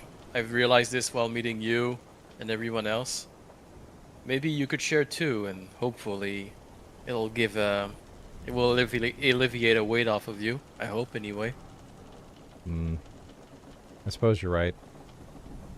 I told a little bit to Dolnan, but I didn't, like, say the whole thing. I'm going to really quickly retcon what I said earlier because I got a lot of it wrong. So I'll just say really quickly what is the correct information, because it does it doesn't make sense if I say it just straight out. Bunneh's a brother. I'm just gonna briefly say it. Bunneh's a brother. He went off to a war that he has no idea what anything is about. His mom disappeared every so often, but she always came back. His father's a terrible person. One day, this captain guy showed up and tried to convince the parents to enlist me as well. My father was all over it. My mother did not want it. I went outside. I saw a dragon in a cage. It was, like, snuck off with me, and I took care of it. And that's the information that is actually correct. Before I didn't mention all of that. So the incident. So I say, yeah, I talked a little bit about it to Dolnan, but I never actually told them exactly what happened. One night in the village, it was a rainy night. There was a carriage that appeared out front. It was the same as the captain that showed up before. I started hearing screaming coming from the living room, and when I went into the living room, just out of nowhere, blinding pain. So one of those soldiers just completely almost knocked me out, and the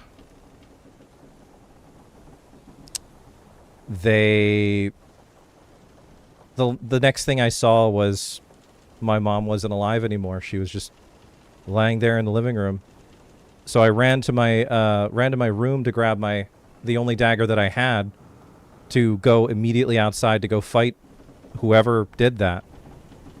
And because the dragon from my room was gone, he wasn't there anymore. And the last thing I saw was I ran outside to see what was going on, and I saw my dragon friend being taken away in the carriage. So I immediately ran back inside to grab my dagger, and suddenly there was this big robot guy in my room, blocking the door. He wouldn't let me go after them, and that was Batlin. And from that point on, he was always there with me, but he helped me bury my mom.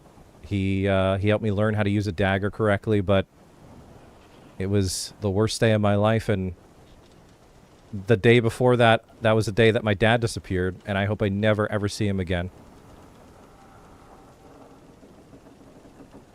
I hope the dragon's all right. I haven't heard from him or seen him since he was taken away that night by that captain guy. And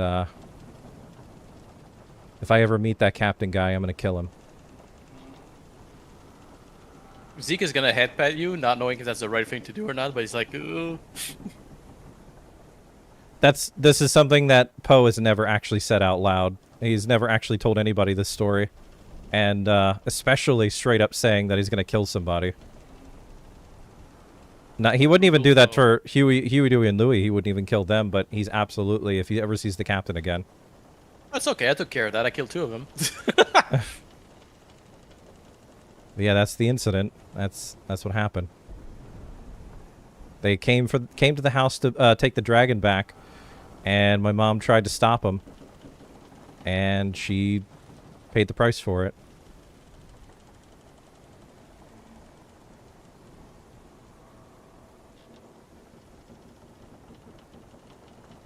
Zeke has no idea what to say.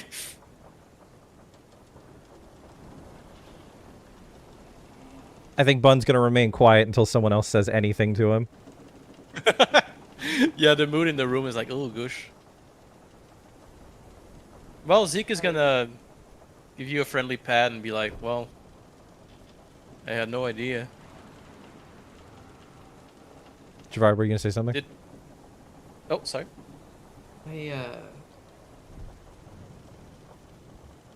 just have one, like, where are your concern about that? Yeah. You said that Batlin stopped you. That's how you met. Yeah. Would Batlin not have connections or ties to that captain? I don't know. He just showed up. I was just a little kid. I think he didn't want me to go fight an army all by myself with my little dagger. And, he had the same, now that you mention it, he had the same, like, colors as the captain. Bunna's gonna start fiddling with his, wooden dagger that he has that he spins around every so often.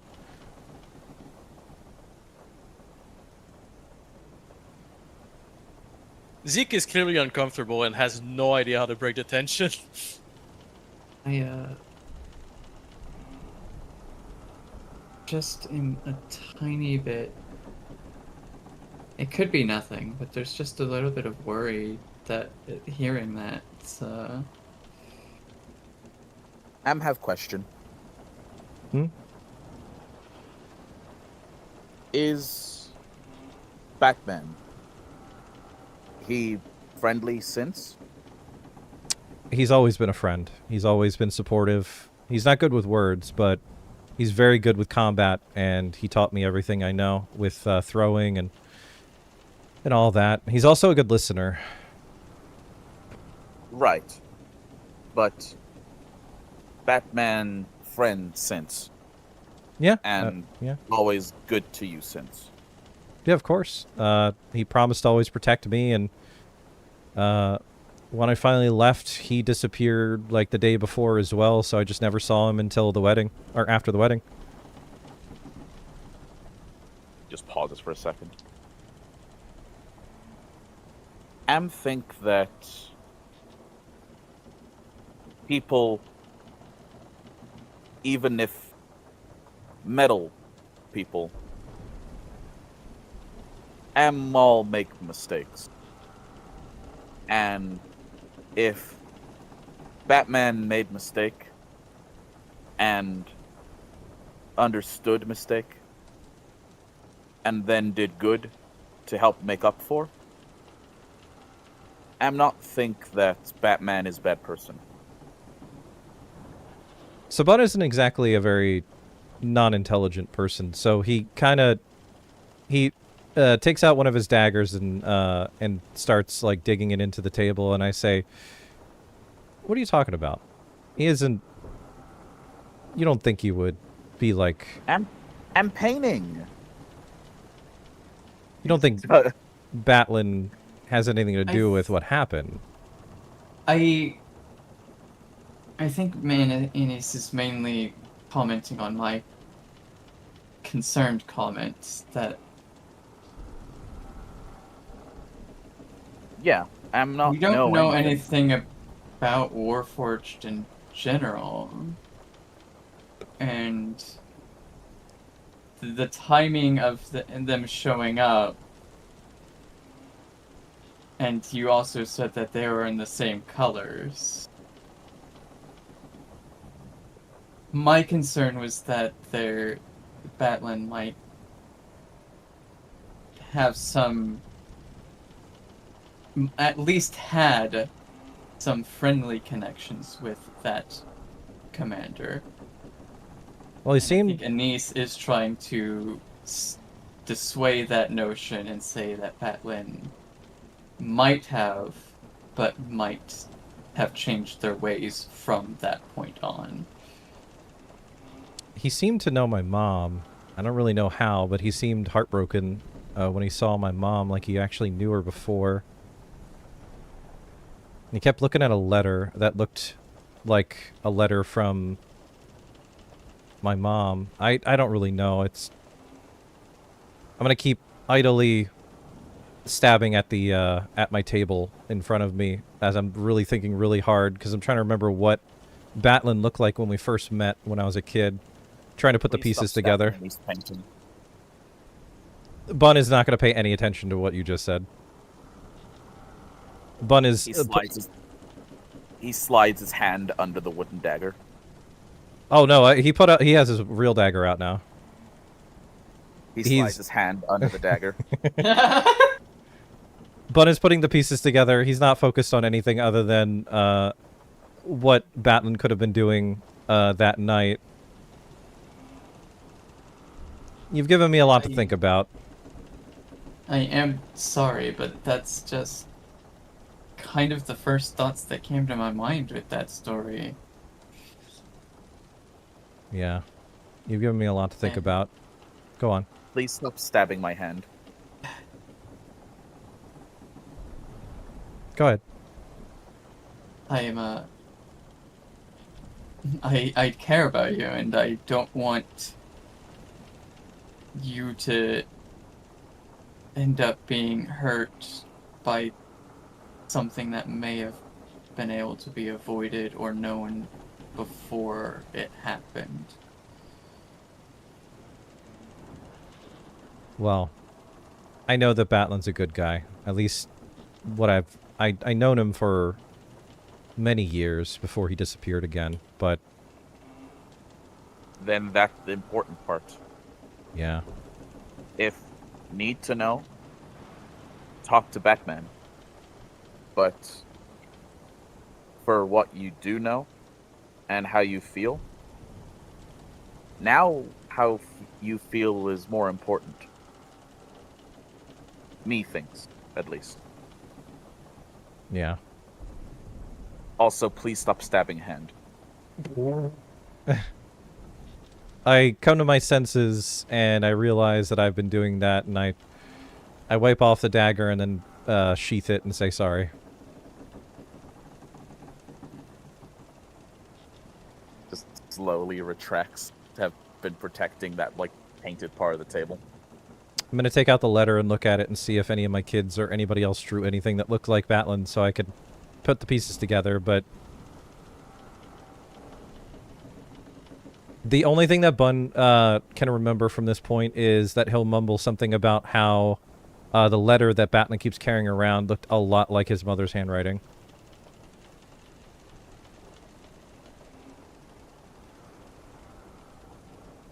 I think we should all head off to bed. We've gone through some heavy remembering, a few of us have, and it might be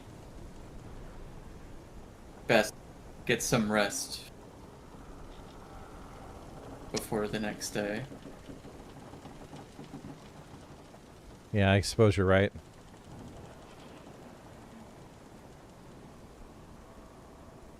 I'm gonna look at Zeke and I'm gonna say, when we go back, I want you there with me when I confront Batlin. I'm gonna turn to Poe and be like, well, I'm honored you think of me, and yeah, I'll be there. Well, you're way stronger than me, and he's pretty strong. I don't know his weak points, but I want you there with me in case something happens. You got it.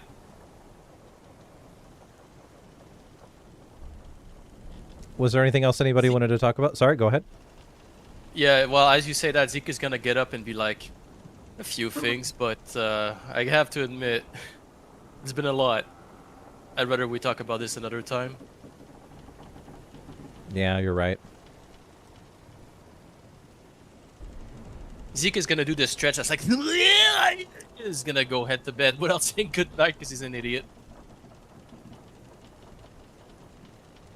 Poe is probably going to be sitting there at the table for a little while trying to piece together his childhood to figure out what in the world happened, because the idea of his childhood friend that kept him safe might have had something to do with why his family was destroyed is bothering him.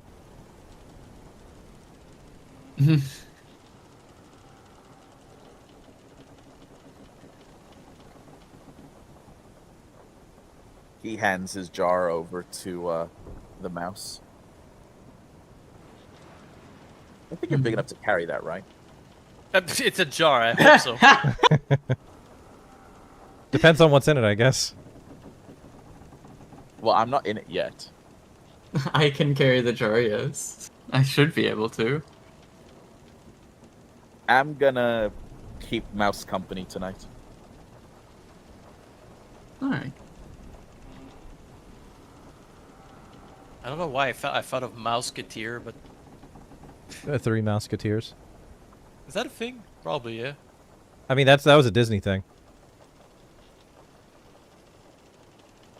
Yeah, he would need the DM would need to go over a lot of this. Yeah. And scene. Yeah, that's pretty much it. I mean, Poe is probably going to be sitting out at the table for a while before he finally goes to bed, and the rest of them went to bed. My question to the DM would have been, am I sleeping in the same bed as the Dragonborn again, or am I going to be having my own room? I'm not sure exactly how the ship layout was. I think there are guest cabins. Yeah. Or guest bunk areas. But as far Don't as think it would be too far-fetched to say that you would be bunking with them again. I mean, I probably would appreciate their company, but I also would want to wake them up at the same time because it would have been late by the time I get in there. But again, just imagine you walk into the Dragonborn. I'm having complex feelings about my childhood and my mommy. I want to spend tonight with you. That's a very interesting way of putting it. Well, I'm not wrong though, am I? Just the idea of me saying that out loud is really funny. I want to be held. I want my mommy. I want my bottle. Fun. I think you're projecting something different now. Well, this has been a lot of fun, but we can't do much else without the DM, so. Yep. Can't make any decisions or do anything, but it was. Half the party is also gone, so. Yeah, and I'm glad that we actually got to talk about our backstories a little bit, because we never really got the chance to, because how many people were here, and we kept having to move on. Hopefully everyone got a feeling of you were listened to. Thank you for enjoying this audiobook. Yes.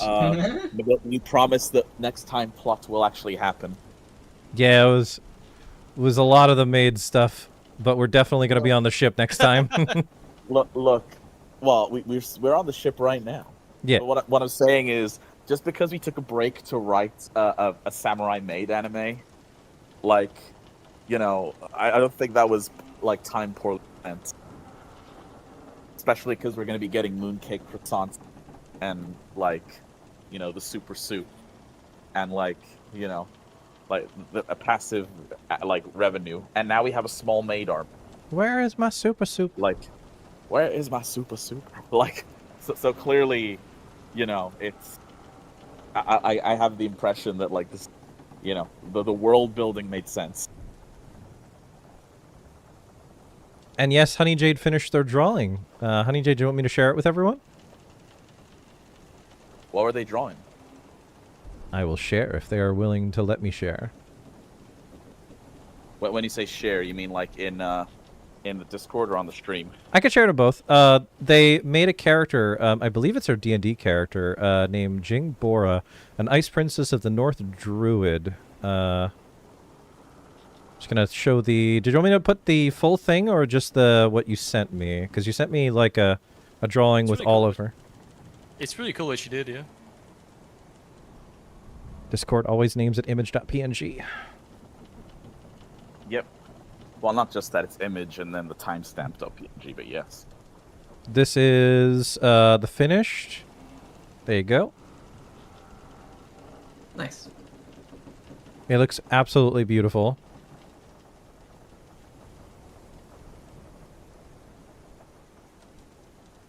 Lou, do you see it? Yeah. Yeah. You showed me earlier. That's why I really like it. Do you mind dropping it in the Discord? There you go. Well, if that's okay with Honey Jade, obviously. I plopped it. I assumed that it would be okay. I like No, it. well, I mean, I guess we're showing it on stream, so yeah. I was gonna suppose. say, like, everyone who would have seen it on stream is... Yeah. Yeah, no, it's... It looks beautiful, Honey Jade. And with that, I suppose we should start saying our goodbyes. And This was a fun session, yeah. It's different than what we usually do. absolutely. It's Days of Our Lives D&D edition. There's a lot. There's like I wrote a backstory for Poe, and I wrote a backstory for Batlin. Batlin's was a little bit more fleshed out because I was like, I don't know exactly what I want to do with Poe, but I know the majority of what it does to where they connect. And there's a lot of stuff that it was meant. What Jasmine did was meant to happen. Somebody was meant to make that connection, and I'm glad that Jasmine did. Because Poe didn't make that connection, and I'm glad that it was brought up and that it was actually like, hey, wait a minute, because that was actually meant to happen. And I'm glad that it did. So thank you, Jasmine, for doing that. I just quietly like that Ennis is slowly just becoming the heart of the party. Mm. Like Aw. the big dumb goo heart of like, he's not sure why he's there, but he just loves y'all and wants like nice things to happen to y'all. You know, it's just they're like, maybe I'm not so bad. I was gonna say we already had a brute that was very like always serious but very silly. That was Zeke. So now you just got. Now, I'm not sure if I don't even not sure if you would describe Anis. Like he's a power type, yeah, but He's a power poison type. he's a damn. That's crazy. But yeah, there was a lot of backstory that still isn't revealed yet, but I won't share all of it. But I know that other people have their own backstories that they would love to share that unfortunately they had to go. But we can definitely do something like this. I was mentioning it in the Discord that once per session we can have someone kind of like go off about their character, all the other characters not questions when we travel. That way everybody gets a chance to shine and be in the spotlight for a little bit about their character, because it was kind of scattered there. It was like somebody was talking about something and then it immediately changed to something else and then they went back to them. So maybe next time we can like focus on one person per session. That way that person can have the spotlight for a little while. I'm gonna be 100 with you though, Chief. You kind of spent me though. Like you pretty much got Anis's backstory. Like, sorry guys, it's like it's deep, yes, but it ain't that deep. There's a reason he fits in a jar, okay? But anyway, yes. On that note, thank y'all for- I say my goodbyes. Goodbye, Lou. Thanks for coming. It was Bye, really monkey. fun. See ya. Bye, monkey. But Yeah, I had Poe's and Vatlin's backstories written down only after like the first campaign was just ending. So. But hey, Bunny, why don't you deafen up, say goodbye to all, Okay. and And then I'm gonna go get some food, because I actually am very hungry. that sounds like a great idea. And Jasmine, it was good to hang out with you as well. Yeah. I hope that you had a good time. Yeah. And with that, I will deafen up and say my goodbyes to everybody in chat. Bye, Yeah. chat. It was good to see you. Thanks for coming in. Thank you, Artie. I'll see you next time. Bye. Hope you had a good time. Yeah. Yeah.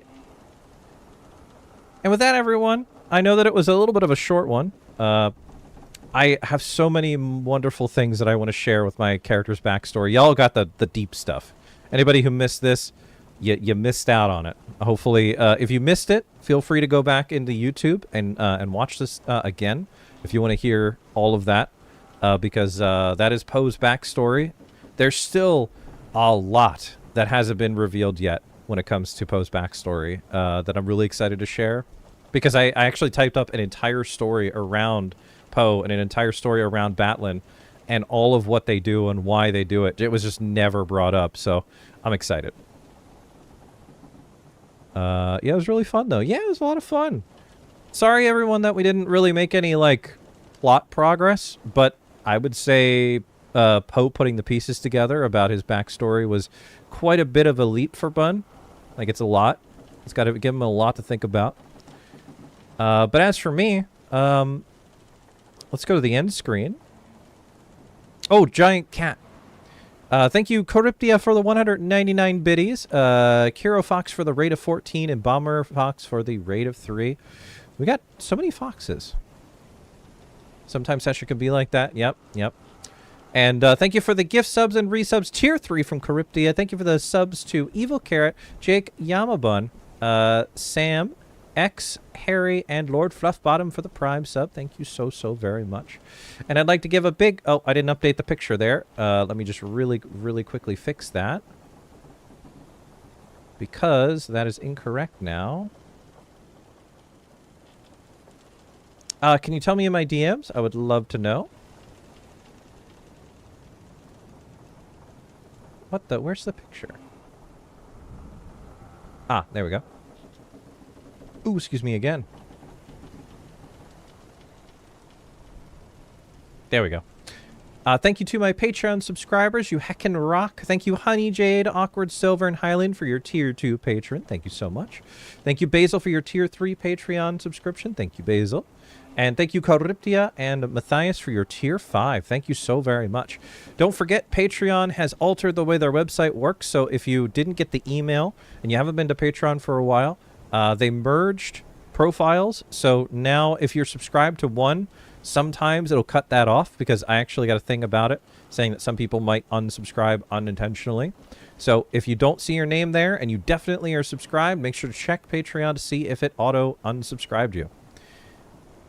Thank you for the pet, Shadow. It was good to see you. I'll be back tomorrow at 12 p.m. Eastern Standard Time to tell everybody about Anthrocon, share pictures, share the beautiful pictures of my stickers and all of the fursuiters that I took pictures of, and share stories about what happened at Anthrocon. I didn't want to talk about it too much between now and on Wednesday, because, you know, there was a lot going on. So I'm going to be talking about that all tomorrow, so stop on by at 12 p.m. Eastern Standard Time tomorrow. But if you missed the stream and want to watch it from the beginning, or just want something to listen to in the distance, in the background, there it is, the YouTube page. And you are absolutely welcome to. And with that, I'm going to end the stream on YouTube. It was good to see you there, Dubai Freak. Thanks for stopping by. And I will see you on Wednesday of next week, where I believe I have what I want to do planned. We should double check, because I have the calendar. It's almost done. I'm just going to double check to make sure that if I have anything planned for next Wednesday specifically. Double checking. I have... Oh! Next Thursday, we're going to be having a movie night. We'll be watching Project Hail Mary. So keep an eye out for that if you want to see that movie. We're going to be watching Project Hail Mary. And then the Thursday after that, we'll be having a movie night, or a thing where we're going to be watching The Amazing Digital Circus for the next few episodes, too. I think I heard about that movie. It's like I was heavily recommended to it because it has a very adorable character named Rocky. And Oppen has been nothing but praising it, so I want to give it a try. And it's a movie that just came out, so we'll be watching together. The calendar should be out sometime in the next 2 days, because I'm just finishing up the finishing touches, and then I will be posting it to the Discord. It'll be the last month where the calendars will be merged. So next month there will be a community calendar and a streaming calendar. So that way you could see both. Oh, thank you, Sensei Theo. It was really good to see you. Thank you for the care package. I'll take a sip and a stretch right after the stream is over. Let's go find someone to raid. And I've got someone in mind that was recommended to me in DMs by Monkey. Hope y'all had a good time watching. Ah! Oh! Lou, I don't think I can raid them. They're playing Deltarune. That might not be the best idea. Due to spoilers and such. Yeah, I don't want to click it. I'm too scared. Speaking of Deltarune, we are starting our playthrough of Deltarune next Saturday. For anyone who wants to see Deltarune. Anybody who's been signing up for voice acting, we're going to be starting next Saturday. So get your voice acting roles in this coming next week, because that's all you got before we start. We're going to be starting from Chapter 1 and then working our way up to Chapter 5. It was heavily requested that we start over. So we're starting over. We're doing a Chapter 1. We're going to play through it. We're going to have new voice actors. Well, same, but you know what I mean. All right. I do have someone else in mind who has a low follower count that could use the viewers. Let's going to take a look between these two and see who has the least amount of followers, because they have the same amount of viewers. We got someone playing Pal World with 426 followers, and then we have someone playing... Oh, someone doing art for 226 followers. So we're going to give them a raid. They're doing Sonic art, actually. We're going to be raiding somebody who's doing some Sonic art. Looks like they're doing some sort of animation. So we're going to give them a raid.